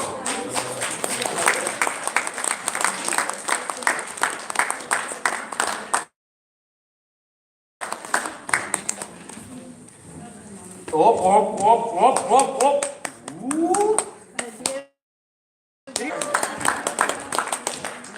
157.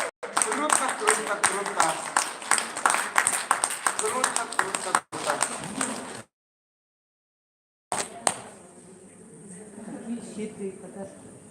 Щедрые подарки, да. А кто у нас первый раз? Руку поднимите, пожалуйста. Кто вчера и сегодня первый раз? Вчера и сегодня. Отлично. Так. Смотрим приз. Я эти, что, Якубовский, что ли? Приз студию! 493 номер побеждает!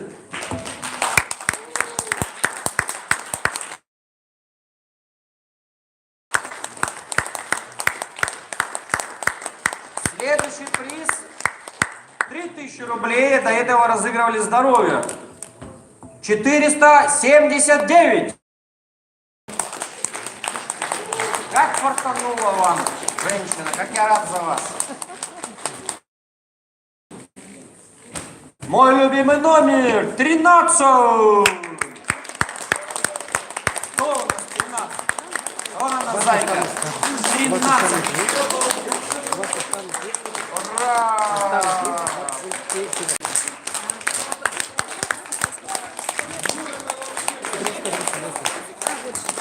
Пока мы поздравляем нашу зайку, сейчас мы разыграем 3000 рублей. 460. 64. Марина, сертификатами, кто их пригласил, там узнает. 464. Ты им говори, кто их пригласил, там номер телефона дадут. На 464. Привет тебе. От снежного барса. Разыграем другому человеку. Опять 428. 428. Ура! 428.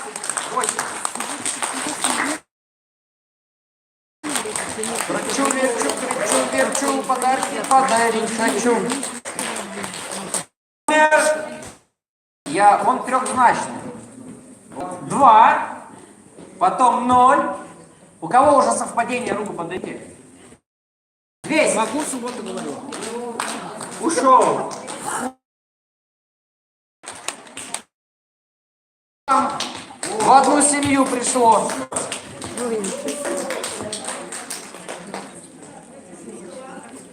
Так, 3000 рублей. Регион того края, где я живу. Иркутский. 038. 038. Ура!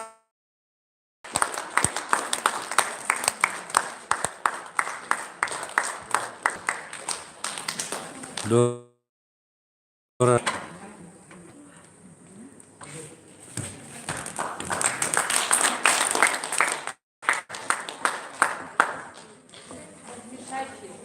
Мешаю, мешаю.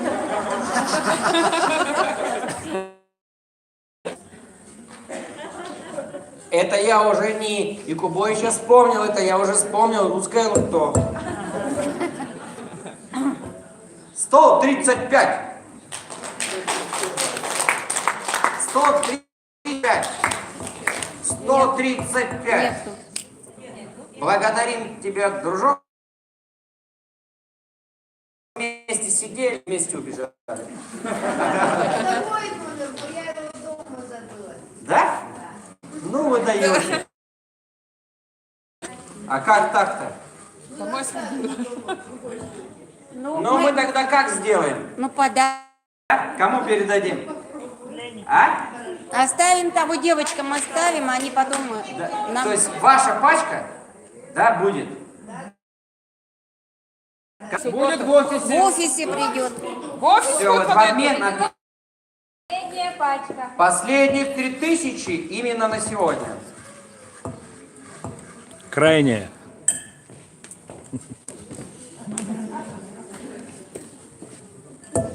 Самый фартовый. Вот он, самый фартовый. 0, 5, 5, 155, вам 105. Нету. Тютю.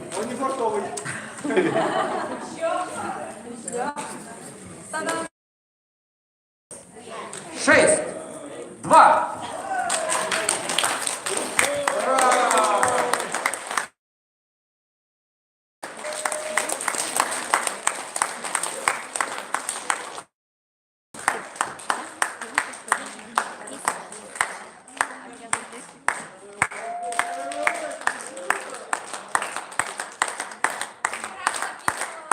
Вчера подписалась? Ну что, друзья, очень хорошая встреча вышла по итогу 2 дней. Добрая, веселая.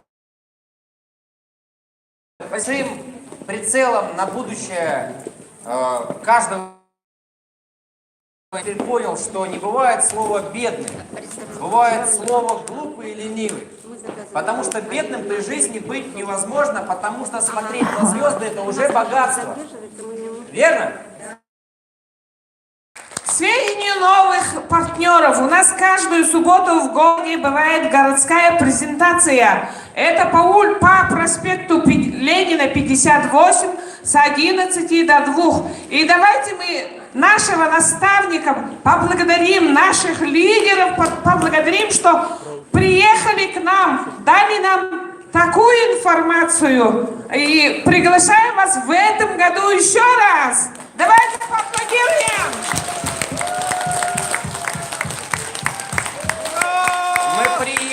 Мы примчимся на оленях утром ранним. Та-да-та-да-та-да-та-да. Так что ждите нас всегда. Уруй! Айхал! Уруй! Айхал! Уруй! Айхал! Айхал! Айхал! Оoo! Аккуратненько.